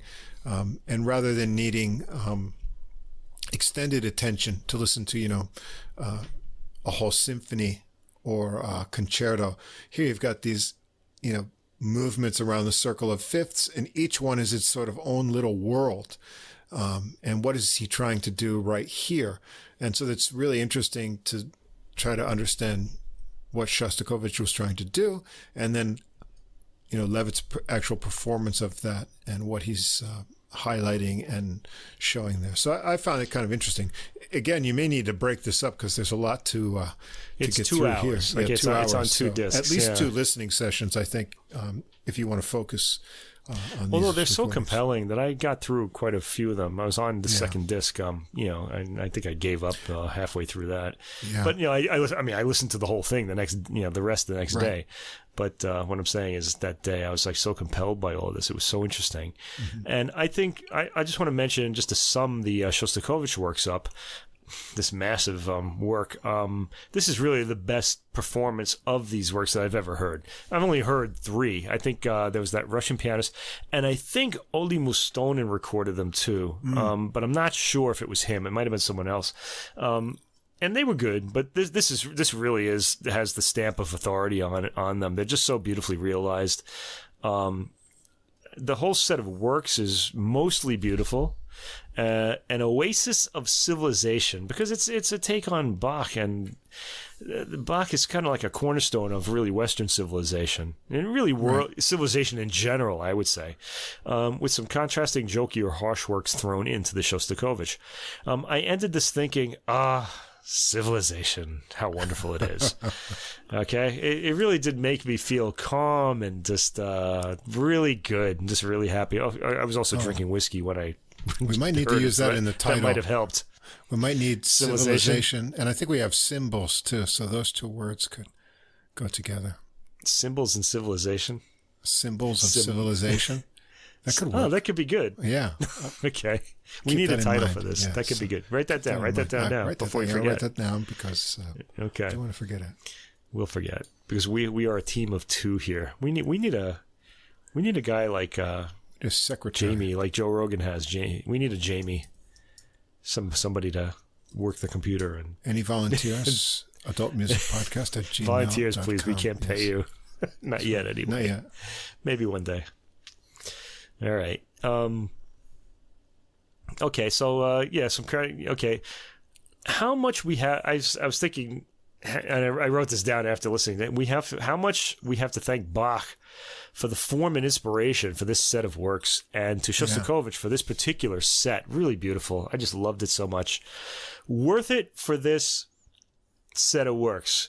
And if you buy the CD, it costs about as much as a double album, so you get the third CD for free, and that's just as well because the third CD is Ronald Stevenson's. Go ahead. Yeah, I was going to say. At least Sony makes this one available on streaming, so you can listen to it and decide if you want to buy it, because they're a little bit stingy on some of their other works. It's funny. They're really they put we did the Christmas one too, the Christmas harp one, right, and the Christmas piano. Those were both on streaming too. Right. But so forget about like any Yo-Yo Ma recordings or anything like that. You got to cough up if you want to hear that. So anyway, CD3. Or the massively long listening list, if you're listening on Spotify or somewhere like that, is Ronald Stevenson's tribute to Shostakovich called Passacaglia on DSCH. Okay, now if this were the only work on this album, this would be a major pass. I'll be right up front. I didn't like this work at all. It was just torture to listen to. It's an hour and 15 minutes, and it's called Passacaglia. It's a single movement of an hour and 15 minutes of nonstop music. So the poor pianist was really put through his paces here, and what DSCH is, okay, it's Shostakovich's musical signature, and it's D, E flat, C, B. So those are 2 semitones. So they're kind of harsh sounding, and they're very easy to identify. Now, when you normally hear them, Shostakovich will put them in his symphonic works. And there's something about the whole timbre of the symphony where they're never harsh. They're always kind of soft, but they're noticeable because of those semitones. It's generally harsh sounding. Here, though, Stevenson starts this work by just hammering them out. And man, you hear it the first time, you can't ever possibly forget it. You don't really need it banged into your head again. But we get about an hour of that. We keep hearing this theme again and again and again and again. It was just some kind of like this annoying person just talking to me and repeating the same thing. You don't know anyone like that, again. Do you? No. Yeah. Oh, gee. Let me count them. Make a list. We get the list out. Okay, so this is divided. It's divided into 3 parts, but it's really one movement, and there are a lot of little sections in it that this passes through. Oh, some of these are so pretentious. Can we think of some adjectives to describe this work? Bombastic, pretentious, exhausting. Oh God. Now, I'm being mean. I will say this: if you're one of these people, and I know you're out there, that just loves rarities of piano music, just works that are just kind of nobody ever plays, this is one of those, and this is something you'll inevitably have to hear if you're one of these people. I do like rarities of piano music, but I didn't like this one. I'll just say that. Okay, anyway. So we start with part 1, Pars Prima. He calls it in, I guess, Latin, that is. We hear the DSCH theme twice bursting out at the beginning. The movement proceeds in a big granitic manner. By the way, most of this work is loud. There are very few quiet passages in it. The pianist is just hammering away at those keys, mostly in octaves. I heard a lot of octaves throughout this work. They're fun to play, but boy. It's a virtuosic movement, not terribly tuneful. In fact, this entire work isn't very tuneful. The first movement, the first part, I should say, recalls the bigness of Busoni and other 20th century romantics. Textures change after a brief workout. Again, this proceeds more like a set of musical panels or variations than a sonata. I couldn't identify the sonata, the parts of this. I don't think it's a sonata, really, but it's loud, okay? Then we get a waltz in rondo form. We hear DSCH in 3/4 time. It's a rondo theme. A short episode played at the highest end of the piano. Then we get an entire Baroque suite thrown into this massive work. Prelude, saraband, jig, saraband, minuet, jig, gavotte, and polonaise. After that, a pibroch titled Lament for the Children, which is a Scottish bagpipe theme, here adapted to the piano. The bagpipe qualities are done away with here. It's kind of light, spacious, pretty melody. And it ends with an outburst chord. Then DSCH is played quietly in the bass. There's an episode, variations in an arabesque kind of form. A nocturne, recalling, I guess, Chopin, lots of arabesque-type ornamentation. Then we get to the second section, which is called Paz Altera, which I guess means alternate part, not part 2. Starts with a reverie fantasy, which starts with haunted arpeggiated chords. After that comes a fanfare, and then forebodings, alarm, glimpse of a war vision. There are heavy chords with appoggiaturas to begin the work, which gains in urgency as it speeds up, very non-tonal. I didn't say atonal, non-tonal. It doesn't seem to really have a center. It comes towards the end with the chord-like chords playing DSCH again. 10th track, variations on Peace, Bread, and the Land, which is a communist workers' song. It proceeds at a march rhythm, and quick repeated notes in threes play this melody. We get bell-like chords alternating between the lower and higher ends of the piano. All dissolves into figuration. There's a lot of pounding. Track 11, Symphonic March. How heavy-handed does this have to be? March, a workers' song. Okay, doesn't sound like a march though. It's more like a heavy-handed waltz with marching 1/2s in the bass. So it's kind of like 1/2 in the bass, and then there's sort of like a waltzy sort of melody above it. This dissolves into trills and thirds in the upper part of the piano. Then the main theme returns. There's another episode. Then a fandango, which is a Spanish dance. Theme develops in the bass. There's a lot of figuration in the bass end of the piano and lots of repeated notes, like repeating guitar strings. So it's kind of like got that Spanish quality to it. Next is titled Pedal Point to Emergent Africa. We have to include Africa in this work because it wants to encompass the whole world. This has rumblings that are created by the pianist's hands pounding on the bass strings inside the piano. Open-handed. He's giving them an open-handed smack. And there's a melodic figure in the bass, which he's playing via the keys as all this is happening. It does sound like something ominous emerging over the horizon. Central episode, etudes, ridiculously fast, what sound like arpeggios cascading from the treble to the bass register.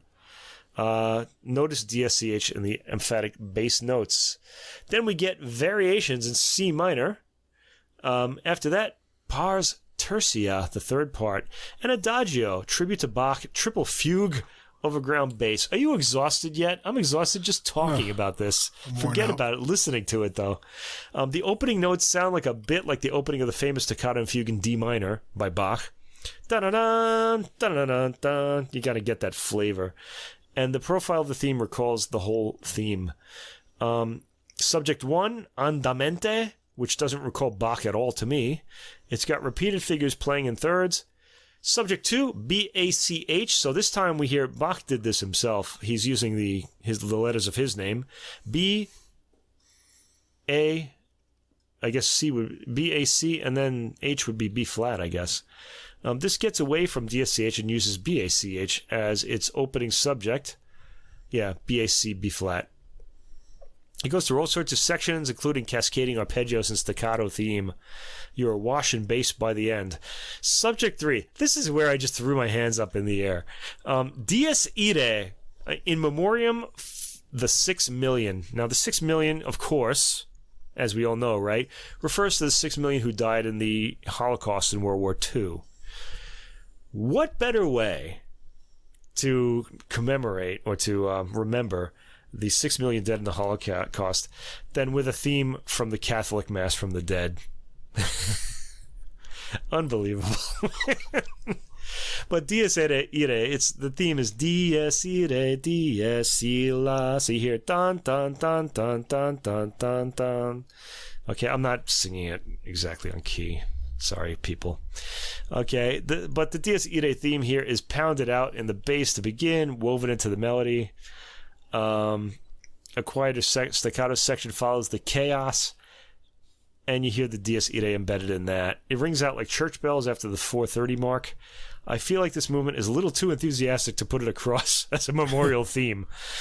I don't know. Those communists. Are they capable of subtlety? Are they? I don't know. Final variations on a theme. I guess we're going to hear from one. I bet his message will be bombastic. Anyway, final variations on a theme derived from the ground, Adagissimo Barocco, a final 12-minute section, because we haven't had enough yet. The ground bass is played first, the first theme. It's all pretty slow at the beginning. A quiet theme follows a quiet theme. There's a Beethoven C minor opus 111 approach to this as the variations gradually speed up as extra notes are added to the figuration, which is what happens in the last Beethoven piano sonata. The volume starts picking up at around 7:45, of course, because nothing in this work can possibly stay quiet. It's been mostly quiet up to then. We finally arrive at granitic chords at about 9 minutes 45 seconds. It suddenly quietens inside the 11-minute mark, and the sound disappears. This is an hour and 15 minutes, mostly of banging. And I don't mean the kind that we like. The work doesn't lack in ideas, but the question is, are they good ideas? I really don't think so. I found this work to be extremely heavy-handed. One wonders what Shostakovich himself thought of it, because Stevenson actually did hand it over to him at a sort of a kind of music festival that they were both at. He may have been flattered, but I wonder if he ever read through this at the piano. These are like over-the-top pianistic excess. May enjoy it, but it's not for me. I wrote that, I wonder, this is mean, I wonder if the score was still sticky with Stevenson's enthusiasm when he handed it over to Shostakovich. Ew. Anyway, I don't want to denigrate the pianist's performance on this. He's excellent. Igor Levit is just fantastic. Even to attempt a work like this, it sounds like huge. I don't think there's really much you can do with it. I just didn't like it.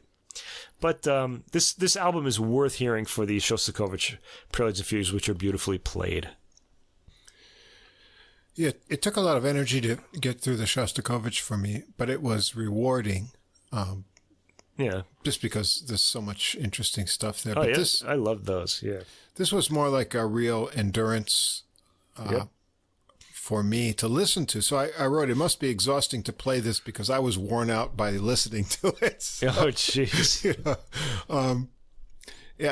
In one way, it was like hectoring to me, though. The DSCH, you're constantly hearing that theme.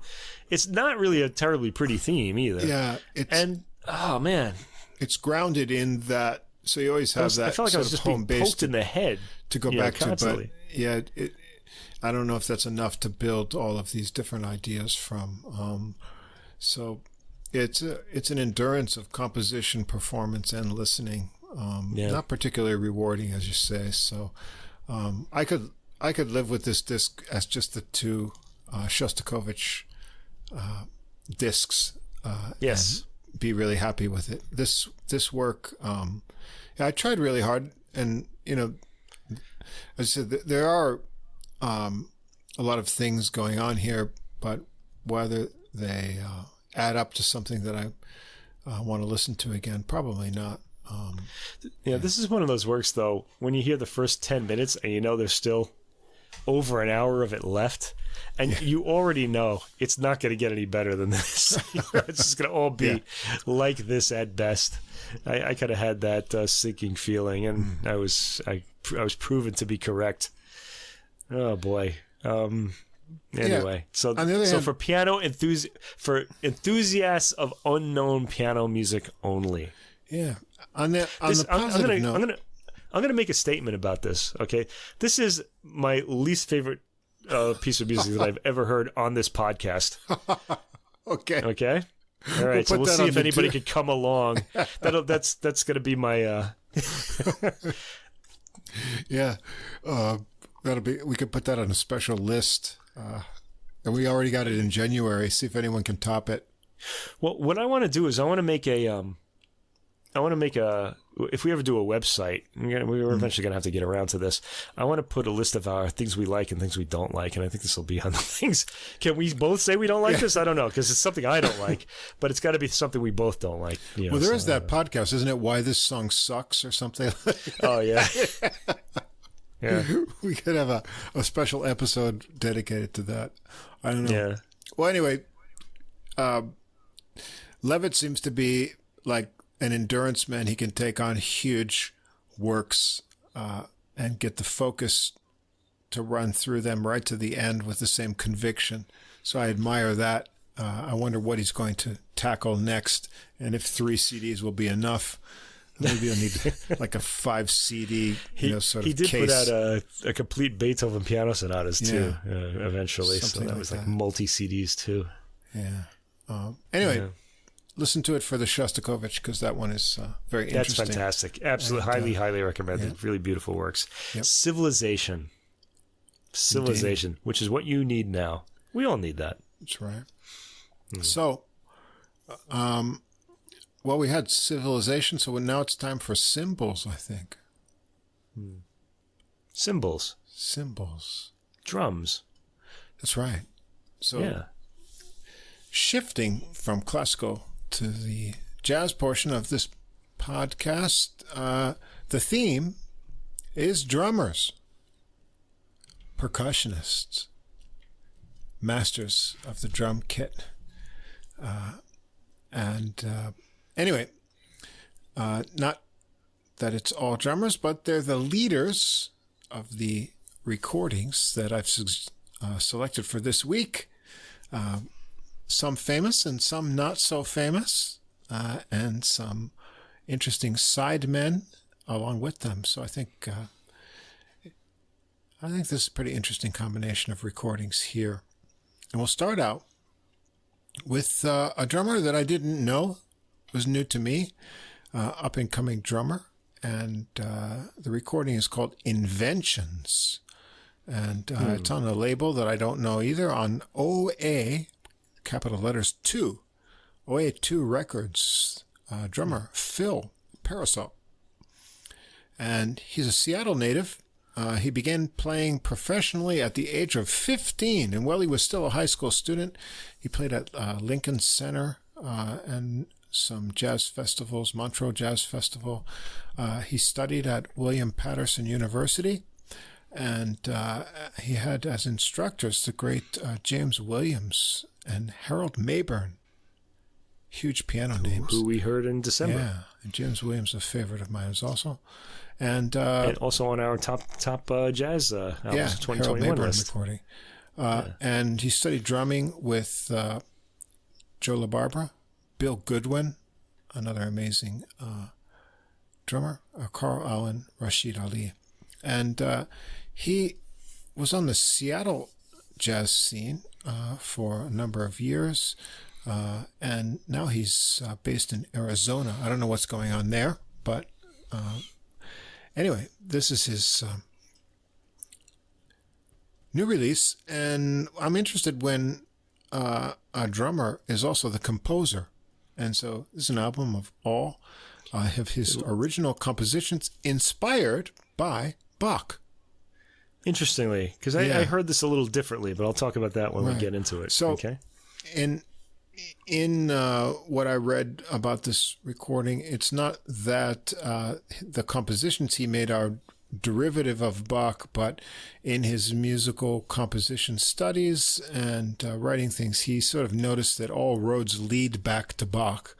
And so when you compose a tune and you think about, I guess, voice leading and, direction of harmonies, when you go through other types of music and composers, you always end up with Bach. See, it's unavoidable.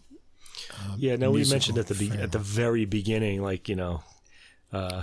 can't call Bach derivative because he's kind of like a summation, and it's really true though. He really set the bar for everything that was going to come after him.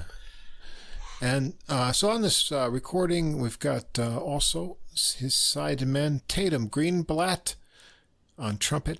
It's kind of unfortunate to have a name with Blatt in it if you play trumpet, because it's a blatty kind of trumpet, which Tatum does not play with any Blatts, I should say.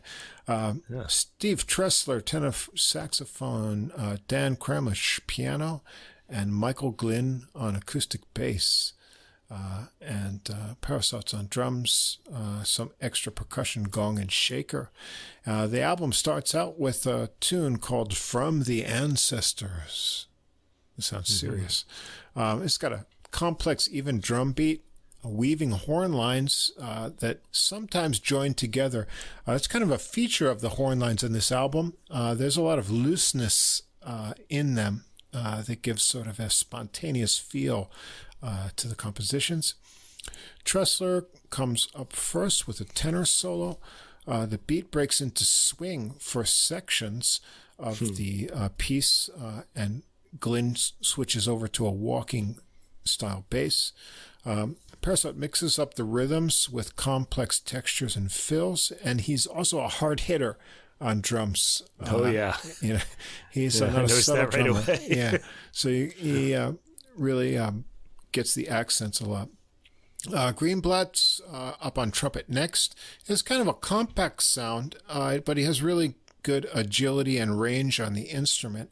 He shows that for the whole album. And then Kramlich gets a piano solo here. He's got a lot of rapid lines and high energy, and the horns come in for some backing on his solo. And then Parisot takes his own drum solo here, mixing things up on the snare and toms. And it's a good start to the album. Get a feel for the freshness here. It's a really free and open feeling tune that sort of sets sort of the mood here. Track 2 is Quill and Knife. That's a cool name. It's time for some lighter brushwork on this one. It's an easy swinging tune, but it's in 5/4. So a little difficult time signature to play in. Greenblatt comes in on the melody to start things out, and then a counter line is added by Treschler on sax. The phrase lengths go over the time signature in an interesting way. Greenblatt has a nice lilting solo with nice melodies, and Treschler's solo is a little groovier on this one. Kramlich on his solo is a lot of long interconnected phrases before they go back and repeat the melody. So another kind of fresh sounding tune with a lot of spontaneity in it. Track 3 is Apparatus. This one starts with a drum beat intro that has kind of more of a rock feel to it. There's a syncopated riff in the piano and bass before the horns come in. On this one, Kramlich has a rhythmic solo, lots of complex patterns. Parisot keeps a kind of chug going in the beat between the bass drum and snare here. It's a different kind of rhythm, and he builds it up with fills. Greenblatt has a nice solo here that starts soft, works in the upper register, gets some lip trills in his solo, and Treschler gets up high in the upper register as well. And then Parisot has another drum solo here. He breaks up the big beat until the riff and tune return. Track 4 is called Pay It Forward. It's another big beat, and it's just drums and trumpet to start this tune. It's kind of nice, sparse way of beginning. The melody has a jump to it thanks to Glyn's syncopated bass work, and everyone joins in as it gets going. They get a great groove going. Kramlich solos over that groove, and he adds nice rhythmic chords to match the beat. The horns return with both simultaneous solo lines. And Parisot has another impressive solo on this one. He keeps the big beat going, but he gets around the kit with dexterity. So yeah, he's a drummer. He has finesse, but he also has impact, and he shows that off on all these tunes. Track 5. Before you go on, I want to mention here, this is about the point where I was thinking about that title, the Bach Inventions, and I said, when you think about Bach Inventions, you think about note against note. You think counterpoint, right? Well, you have counterpoint here, but it kind of sounded more like when you think of jazz counterpoint, you think of New Orleans, because there's brass bands all played in sort of polyphonic melodies, and so I didn't really make. I understand that he means like, Rosalie back to Bach, and the New Orleans ones ultimately does too, but it's just a whole different sound to it. But this kind of the sort of polyphony in jazz like gives me like a feeling of New Orleans, and this tune did that actually at the beginning. This is where the New Orleans kind of feel sunk in for me. I think we get in jazz, you have that in New Orleans. We have these kind of different melodic lines going on at once. Then in swing, a lot of swing, gets harmonized more. And then when you get, of course, in big band lines. And then bebop, it gets really complex. So you have a lot of unison type of playing. And cool jazz was a case where you got more of a Bach counterpoint. If you listen to, Chet Baker and Art Pepper or Jerry Mulligan, you have these independent lines because these guys were really wonderful melodic improvisers, and they could really and a lot of those recordings that has no piano, so you've just got a sax line and a trumpet line, and they're working these wonderful sort of counterpoint spontaneous melodies that work, weave in and out and trade off. And we don't hear that a lot, but I think he's going for that kind of thing here by giving the horns more freedom, and they're improvising together simultaneously in a lot of different places. That gives it kind of real. It gives both spontaneity, but also a sort of counterpoint kind of feeling to it. That you get in Baroque music. So yeah, it also makes your mind, when you hear counterpoint, it makes your mind let go because you can't follow all the voices. You have to you can choose one, or you can just sit back and like hear the whole texture weave. You kind of have to pull back to get everything in at once. All right, so the next one is Compendium. This has got kind of a Latin beat to it. Very interesting kind of time signature thing going on here. The intro has 3 measures of 4/4 and then a bar of 2/4 as a pattern. And so you get into this, I couldn't make that out. It took me a couple listens to figure out what's going on. I knew there was something with the rhythm, but I couldn't figure out what it was. And then it changes to 4/4 for the main melody. The horns are lyrical and harmonized. Greenblatt has a really pretty and lyrical solo to match the mood. Tressler's a little more playful with swooping lines in his solo. Kremlish shows a nice touch and balance between fast runs and space figures on his solo. And Glynn gets a bass solo for the first time here. He's got a nice woody tone and synced rhythms, figures to Parisot's beat. And after they repeat the melody, they come back with this interesting 4/4 and then 1/2/4 kind of part.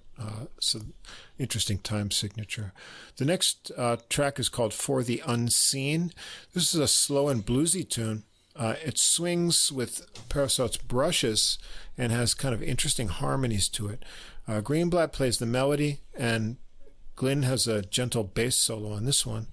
Kremlish has a tasty piano solo on this, and Parisot switches to sticks mid solo there, and adds some more crispiness on the cymbal and snare for Tressler's sax solo. Greenblatt, I really liked his solo on this one. It's a very chill and tasty solo before Tressler joins in to harmonize on the melody, and then Parisot switches back to brushes again. So it's a really relaxed vibe, but a lot of textures going on in this one. Track 7 is Running Leaping. This has a start and stop melody that kind of bebops along at first, but then it changes to a Latin kind of modal thing, and then finish so back up on bop. Yes, it's like, whoa, where are we going? Give your brain a workout here. A good workout in a good way. Yeah, in a good way. Kremlish charges out with the first solo on piano, really grooving over Parisot's ride cymbal. The groove goes back to swing. Greenblatt has some really nice boppy feel in his solo. Tressler stays in the swing as well, but Parisot adds huge fills and other mixes before he gets his own extended solo on his own. So the mix of rhythms on this tune keeps you on your toes.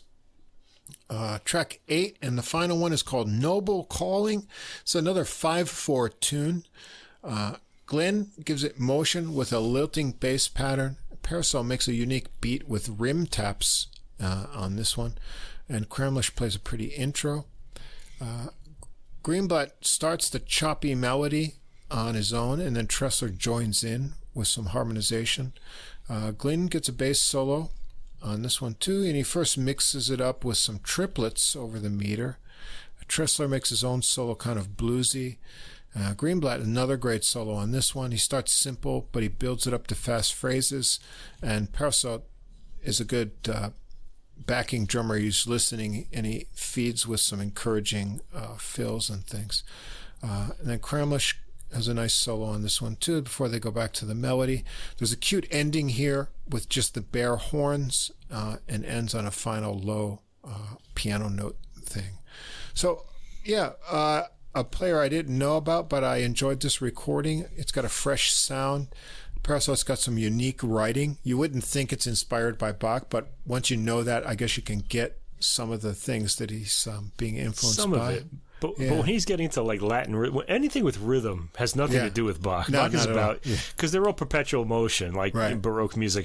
That was part of that style. Yeah. But the whole idea of like incorporating, changing rhythms into classical music didn't come about until the 20th century. And so that sticks out here because he uses these interesting time signatures and a mix of beats. And I like that, and I also like how he gives the horns a lot of freedom here.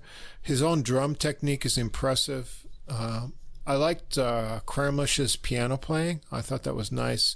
And Greenblatt's trumpet playing stood out to me as being melodic and nice. So, yeah, interesting. A drummer-composer, which we're seeing more of recently. And, I'm interested to see, drummers' concept for a whole approach. Yeah, I tend to think they make the best leaders. They because they're not really. I mean, they can solo, but they're not melodic soloists, so they have to kind of leave that to their charges there. Yeah. So they wind up, think of Art Blakey. They just wind up, and even some of the other drummers we heard in those other programs. Kenny Barron on the oh man, my whole brain is going crazy on the Joe Farnsworth album. Yeah. Jeez, I just listened to that the other day too. Yeah. Just they really make the other musicians shine a lot in ways they ordinarily wouldn't. So I'm always very interested in that. Yeah. Anyway, so I enjoyed this too. I thought it was good. I liked his heavy hitting style. And I like the bit of polyphony we heard. I really like polyphonic jazz, and I think polyphony in music, note against note, is really a sign. If you enjoy listening to music like that, you're an adult. I think that counts as being an adult. Yeah, liking polyphonic music. You can deal with more than one thing going on at a time. Right. So there's a newcomer, kind of, relatively. I mean, he's got a career there, but you may not have heard from him. But I hope we hear more from Parisot. I think this is his third release as a leader. And now we're going to go on to a nobleman of jazz, Mr. Louis Hayes. And his new album on the Savant label, Crisis, which is... Freddie Hubbard tune that's on here. So now, this man has impressive resume and career. Detroit native, and interestingly, genealogically, he is the cousin of Prince. Ah, I had no idea. Yes, Prince Rogers Nelson, I believe through his mother's family, was his cousin. And his main associations include jazz royalty of Horace Silver Quintet, the Cannonball Adderley Quintet, Oscar Pearson Trio, and in his own groups as a leader, he had such players as Freddie Hubbard, Joe Henderson, Kenny Barron, and also sax and flautist James Spaulding. So this is a jazz master here, Louis Hayes. And do you know about how old he is? I was going to save that for the end, but save it for the end. He is. Don't. Okay, I won't tell you how old he is yet, but okay, keep us in suspense. You will not think his skills have degraded at all when you listen to this wonderful recording. It's great. So Louis Hayes on drums, Abraham Burton, tenor saxophone, Steve Nelson on vibraphone, which really gives this album its unique tonal mix. The great David Hazeltine on piano, Desron Douglas on bass, and we've got a vocalist here, but she's not only a vocalist, I should say, she's an up-and-coming artist on her own, Camille Thurman. She also plays sax and flute, and I believe it's gone back a bit, maybe 2013, but she was one of the runner-ups in the Sarah Vaughan vocal competition that Samara Joy, who we featured, was a winner of, and vocalist. It's going back a ways, but she's not only a vocalist, but she's also a sax player, and I believe she plays flute too. I've heard a few of her recordings, and she guests on a few tracks here. So we've got a nice instrumentation, some variety, and Hayes has a nice program of music here, with a lot of compositions you may be familiar with. The first one is called Arab by Joe Farrell. This is a hard bop modal tune. The melody, as you'll see, is a pattern on this recording that works really well. It's a unison rendering by Burton on tenor and Nelson on vibes. Vibes and sax together makes a nice combination. Nelson is up first with the solo. He's pushed hard by the syncopated chords of Hazeltine. Burton comes next on tenor. He gets a nice edgy tone when he wants to push it.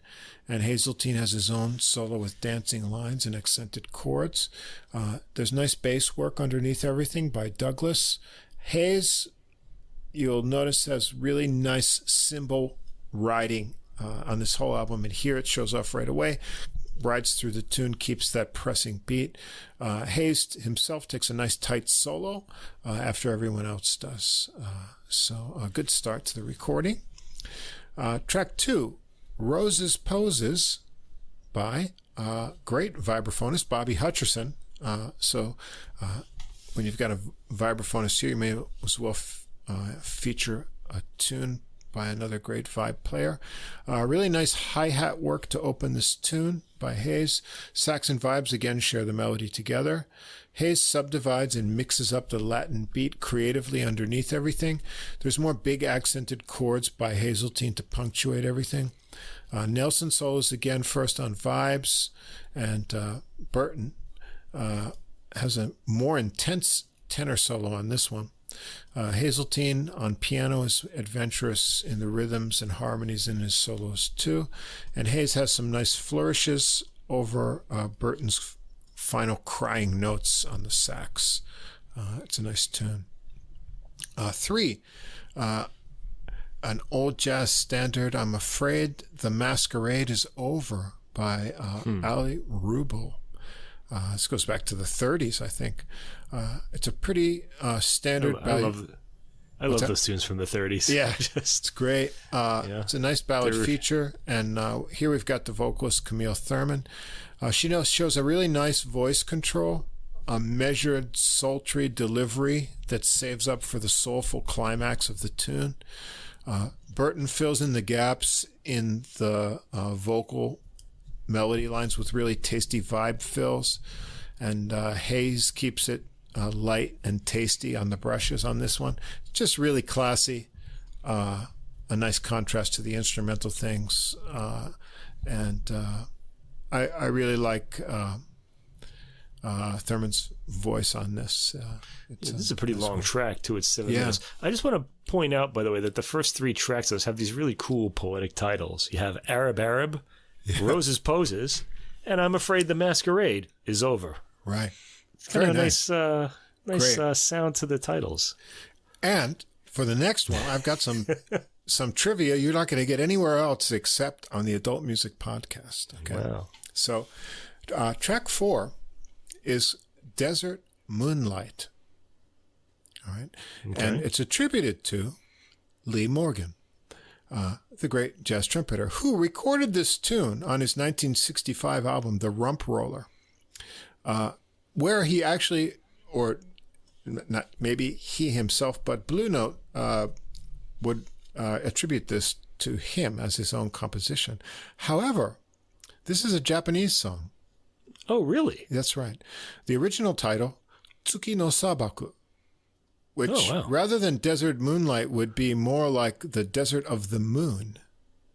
Oh, like the moon is a desert kind of thing? Yeah, well, the desert of the moon desert.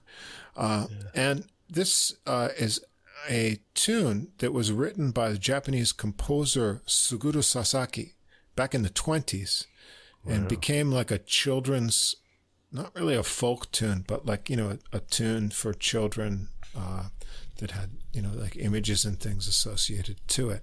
But I think that it gets passed off in the jazz world sometimes as Lee Morgan's composition. And it's a great melody that really sticks in your head.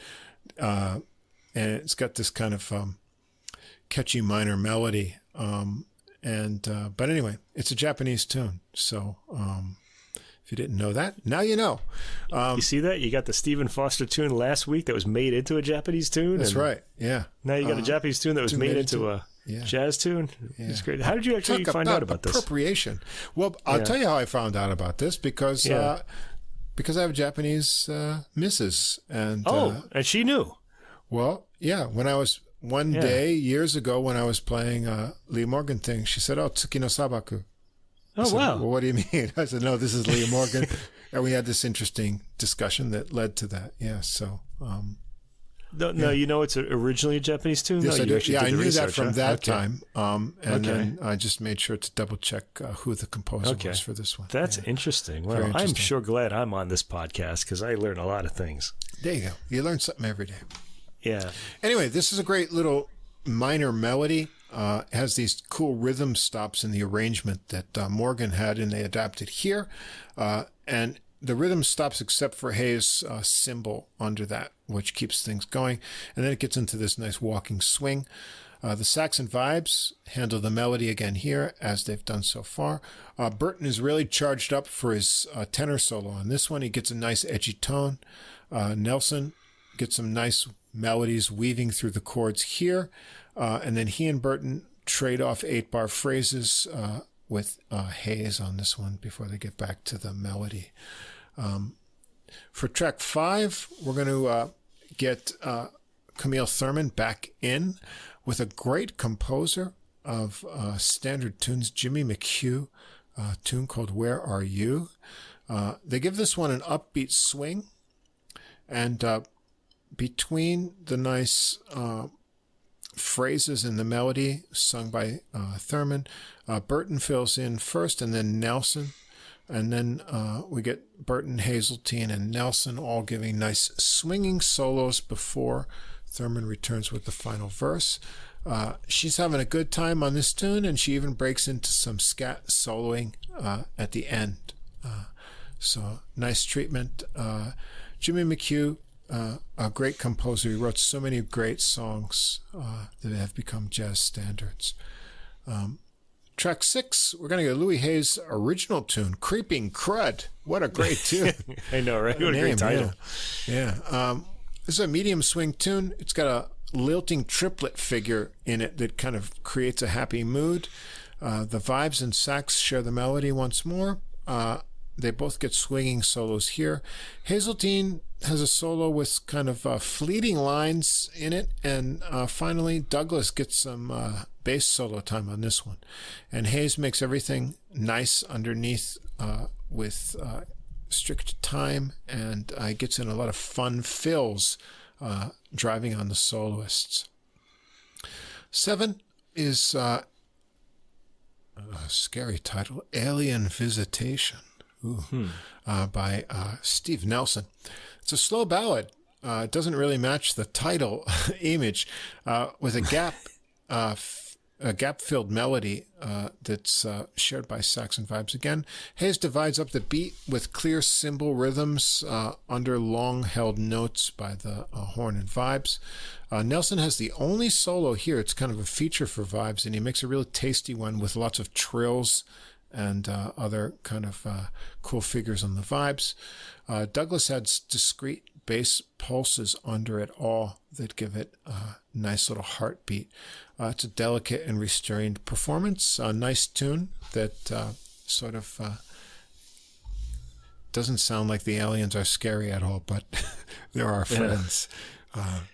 Then we get to the title track, the Freddie Hubbard tune, Crisis.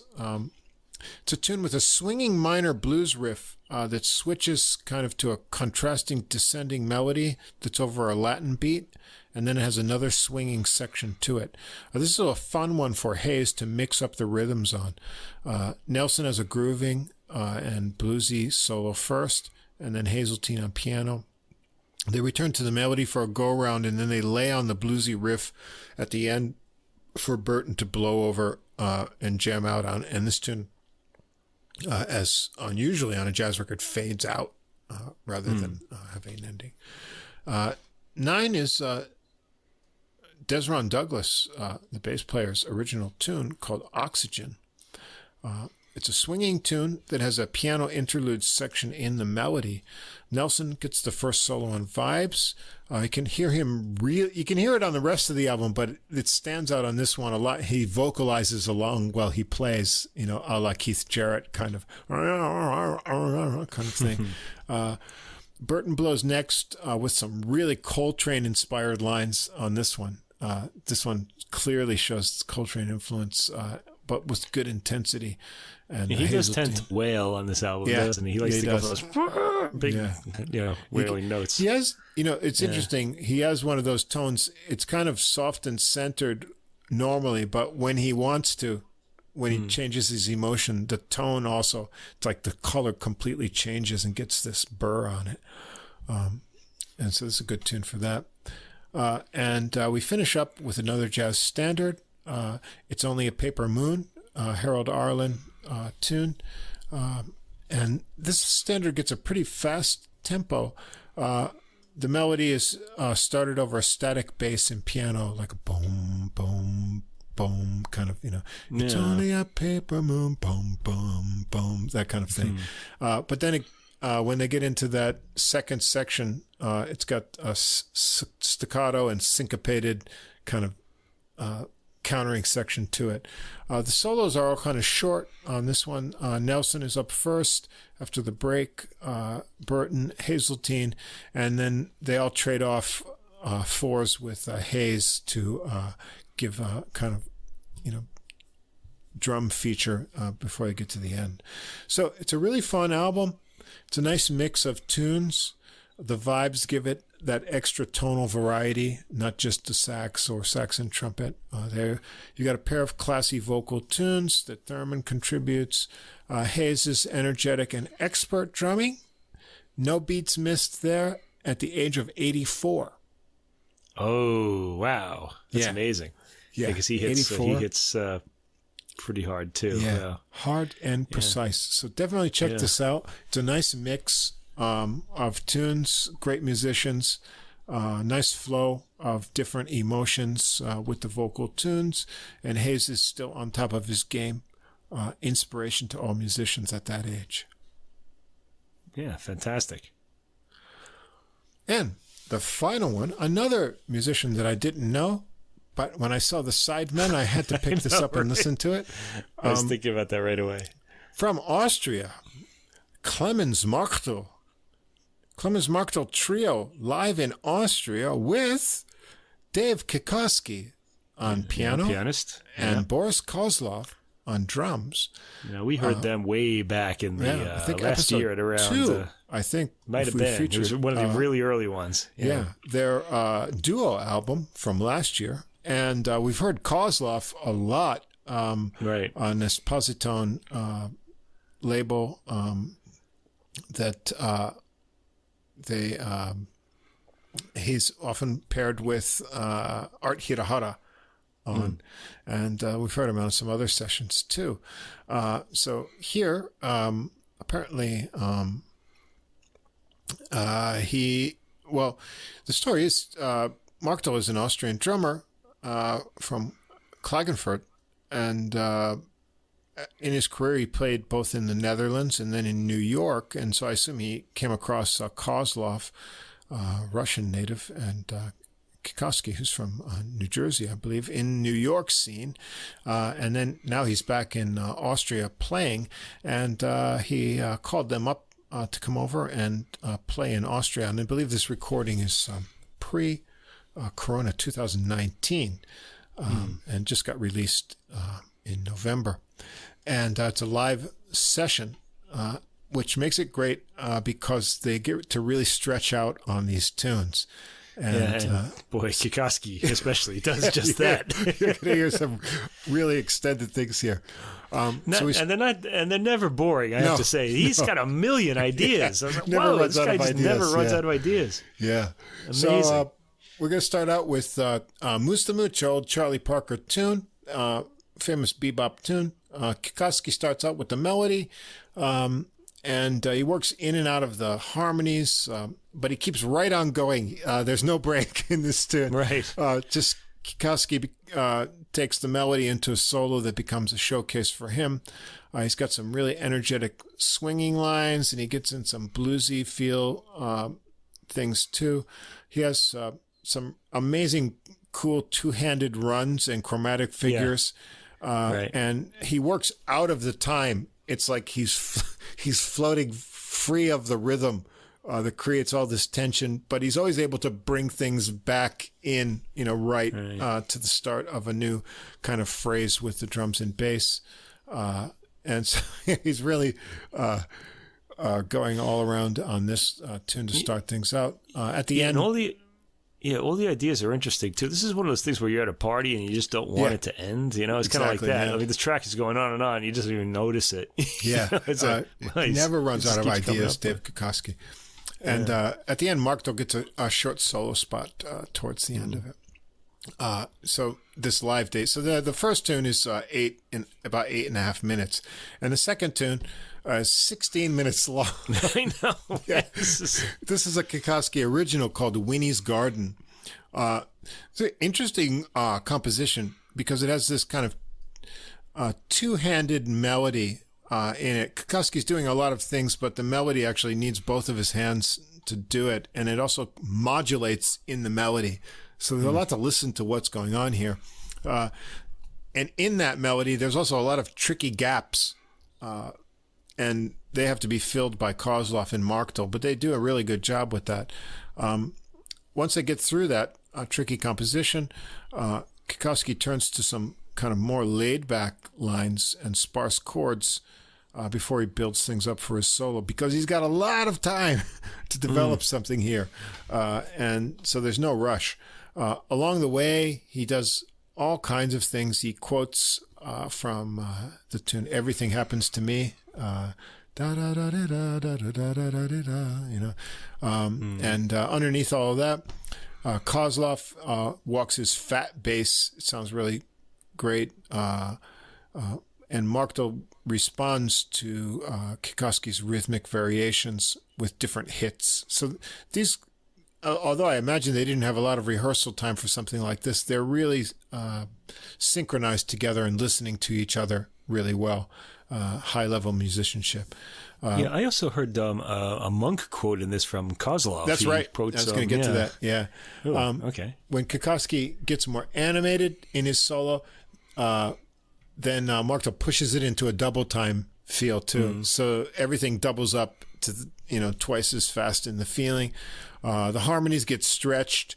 Kikoski has these thundering chords and huge dissonances. These things right up to about 10 minutes when he brings it to a melodic climax.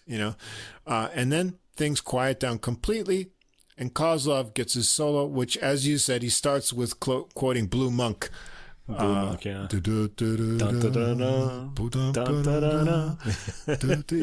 And so you got some, and we hear Kozlov a lot on this podcast so far as a great sideman rhythm player. He's just on a lot of recordings that we listen to. Yeah. Here he gets to show off his technique and ideas more on this album because he gets some real solo space here.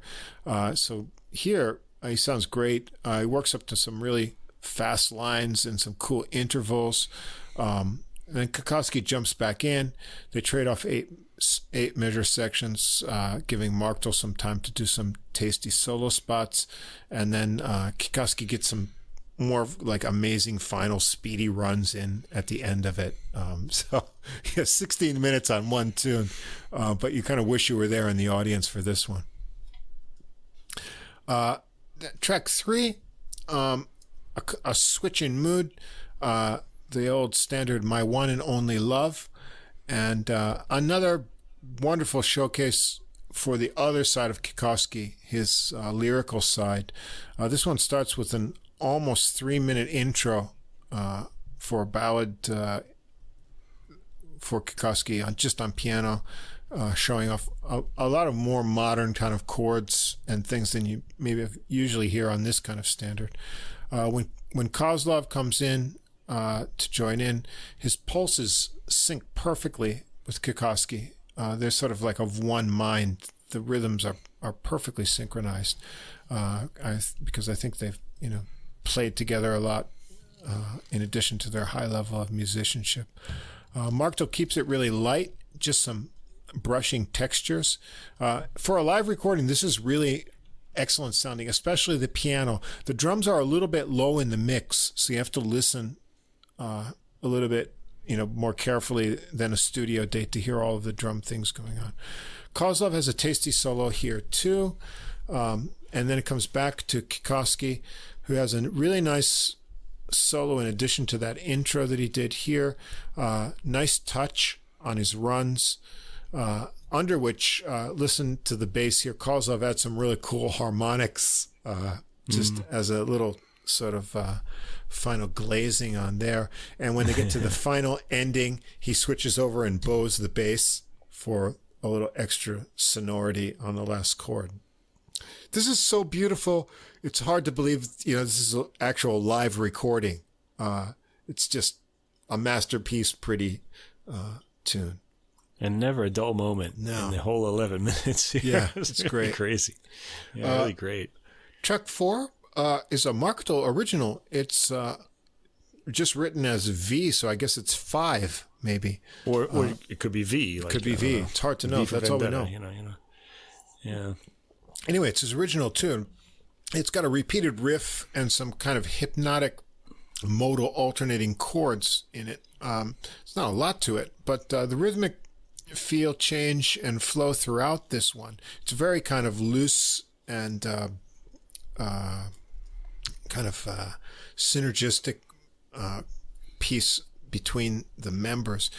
So it shows their great synchronicity and communication as a trio of players. Kikoski works up to a rhythmically animated climax here. Kozlov gets an extended solo here. He shows off some really cool rhythmical riffs. You're not going to hear this on most of studio albums, but he gets time to do all these cool things. They get back to the melody and a groove on a descending line that gives Marko some drumming space to show off on this one as well. Then we get another Kikoski original called Dirty Dogs. And he also recorded this one on his Live at Smalls album. This one starts with a piano vamp intro. It goes into a minor melody that has some kind of really unexpected harmonic changes. They're kind of cool. It's got a section with left-hand piano and bass kind of riff line that counters.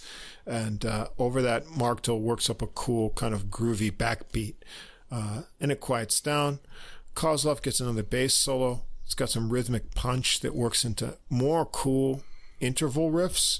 Then he brings it back into the melody, which they go around again. Gets quiet once more, a little bit mysterious. Then Kikoski starts into a solo on this one that he really deconstructs part of the melody and works into more modal explorations on this one. Very cool soloing. And Marko shows some excellent modern style drumming, nice cymbal textures, harder beats when things heat up. This one, again, great communication between the players. And it finishes, there's only 6 tracks on this album, but the last one is 10.5 minutes, and the next one is almost 11 minutes too. So these are extended live recordings. And here we go for a monk tune, Trinkle Tinkle. And so they really have some monkish fun on this one. Kikoski has some darting lines and a characteristic monk cluster chords. Kozlov comes up first with another kind of extended, energetic, rhythmic solo. Kikoski has a lot of fun in his solo. He's got these huge percussive chords, chromatic figures, and little monk-like figures, the curiosity characteristic things that Monk would do in his solos. Marko gets a bouncy solo, and then Kikoski adds, and also Kozlov too, they add little embellishments along the way for the final drum solo before they wrap it up. So this is a really fun live date. There's lots of room to stretch out. I mean, it's a real showcase for Kikoski. Yeah. This is the best I've heard him, actually, I think. Yeah. He's, endless ideas, huge attacks. I mean, he almost, destroys the piano with his huge attacks. It's amazing. But nothing he does is unappealing. It's all great. And he's got the complete package. I mean, he can be really tender and beautiful on a ballad. He can be really aggressive and modern. He can do bebop. He can do monk. He can do modal kind of things. He should be more famous than he is, to be honest. He really should be. He's one of my favorite players to listen to. And I really enjoyed this recording a lot. Yeah. And Kozlov, like I said, we know he's a great bass player, but here we get to see, usually, the bass player gets a solo on maybe 2 tracks if he's lucky on an album in there, one time around. But here, Kozlov gets, some more time to stretch out. And not only does he have impressive technique, which we knew, but he has some pretty cool ideas and, different things that he can do to stitch those things together. So that was nice. And Marko, I didn't know anything about, but he's a really good drummer. He's got the technique. He works, well as a leader, tying things together. He listens to the other players well and responds. So really nice surprise recording. I'm glad I knew this was out there. Yeah, and I think I speak for both of us when I say I would have liked to have been there. This would have been quite a night out, huh? Well, Kikoski's always been one of my, favorite piano players since going on 30 years now. So wow. I'm always eager to hear anything that he plays on, and this was a pure joy on this one. Yeah. So I thought the same thing. It's just nonstop piano enjoyability. Yeah. How can I say? Yeah. Fabulous player. Fabulous playing all around. So there you have it. Drummers as leaders, composers, and organizers of wonderful new albums. Yeah. How can you beat that? It's a symbol of something. Civilization. Symbols of civilization. I think we were going with something. Is that what we're going to go for? Maybe. Symbols of civilization. Well, I have here the symbols. They're going to be symbols. I don't know. Zildjian or something like that. Yeah. Beat them hard. So there you have it, folks. Woo! A nice journey it's been through all kinds of things. It's been a shortish one for us, although we're still over the 2-hour mark. I don't know. A little bit over 2 hours, but there you go for episode 45. We've still got a backlog of things from last year to talk about, but and 2022 stuff is coming. I got it coming in 2 or 3 weeks. I know the labels. There are already 2 classical releases that I want to talk about. Yeah, a few jazz ones. There's one from 2022 so far. I noticed the technique of release. Of course, no one wants to release anything, like on New Year's Day or right after that. So both in classical and jazz, there were a bunch of things that were dropped on the 7th yesterday. So right. Boom. Yeah. And there's another sort of list that's coming out next week on the 14th. And I've noticed 28th seems to be a big day. So there's going to be all these releases coming out this month, and I've still got a lot of things from last year. A lot of them I'm going to have to just pick of the best and pull them together, and then we're going to have to go into the new for 22 because we have to move ahead. I think February is where 2022 really starts for us at the podcast, I guess. It's going to be year 2. We'll be year 2 for us. Coming up soon. Yeah, 50. Our anniversary's coming up. That's right. So thanks for sticking with us. We appreciate that. Again, whatever platform you're listening to us on, please do like, follow, subscribe. Help us get more listeners there. We'd appreciate that a lot. And if you want to contact us directly, we'd like to hear from you at our email, adultmusicpodcasts, all one word, @gmail.com. And we'll be back again next week, episode 46. Ooh. 6 new recordings. Closing on 50. It's like going to be our silver anniversary. I think I hear some kind of castanets or something next week. Is there going to be another Spanish fiesta? I think there will be. Ole. Yeah, that was our Ole. That was our biggest podcast ever for some reason, which we can't figure out. It still gets downloads every week. I can't figure it out. If we knew, we'd do it again, but it's probably best not to. You never can figure it. Even today, 2 people downloaded the Christmas music episode. What are they thinking? That would be, you would think people would be downloading the best of the year all the time. But, you would think so, but yeah, I don't know. That's my favorite one. I think that's all the best. Spanish Fiesta and French Me Baby, French Me Again Baby. Yeah, they like are those. I biggest could tell that the episodes, titles are good on those. Maybe they like French music, but we'll be having a few more of those this year when I finally We're gonna have some fiestas. amass enough French recordings. Will be some titles with alcohol in the title because those. We've got Spanish music coming next week. Yes. Should we change Spanish bourbon music. to tequila this time? What do you think? Well, I'm going to save my tequila story for next week. So okay, maybe We'll see we about need that. to put that in the title. Then we'll see. we could do that. Okay. Yeah. Anyway, thanks for staying to the end. And this has been episode 45 of Adult Music, the podcast with music for the mature mind. And we'll see you again next week.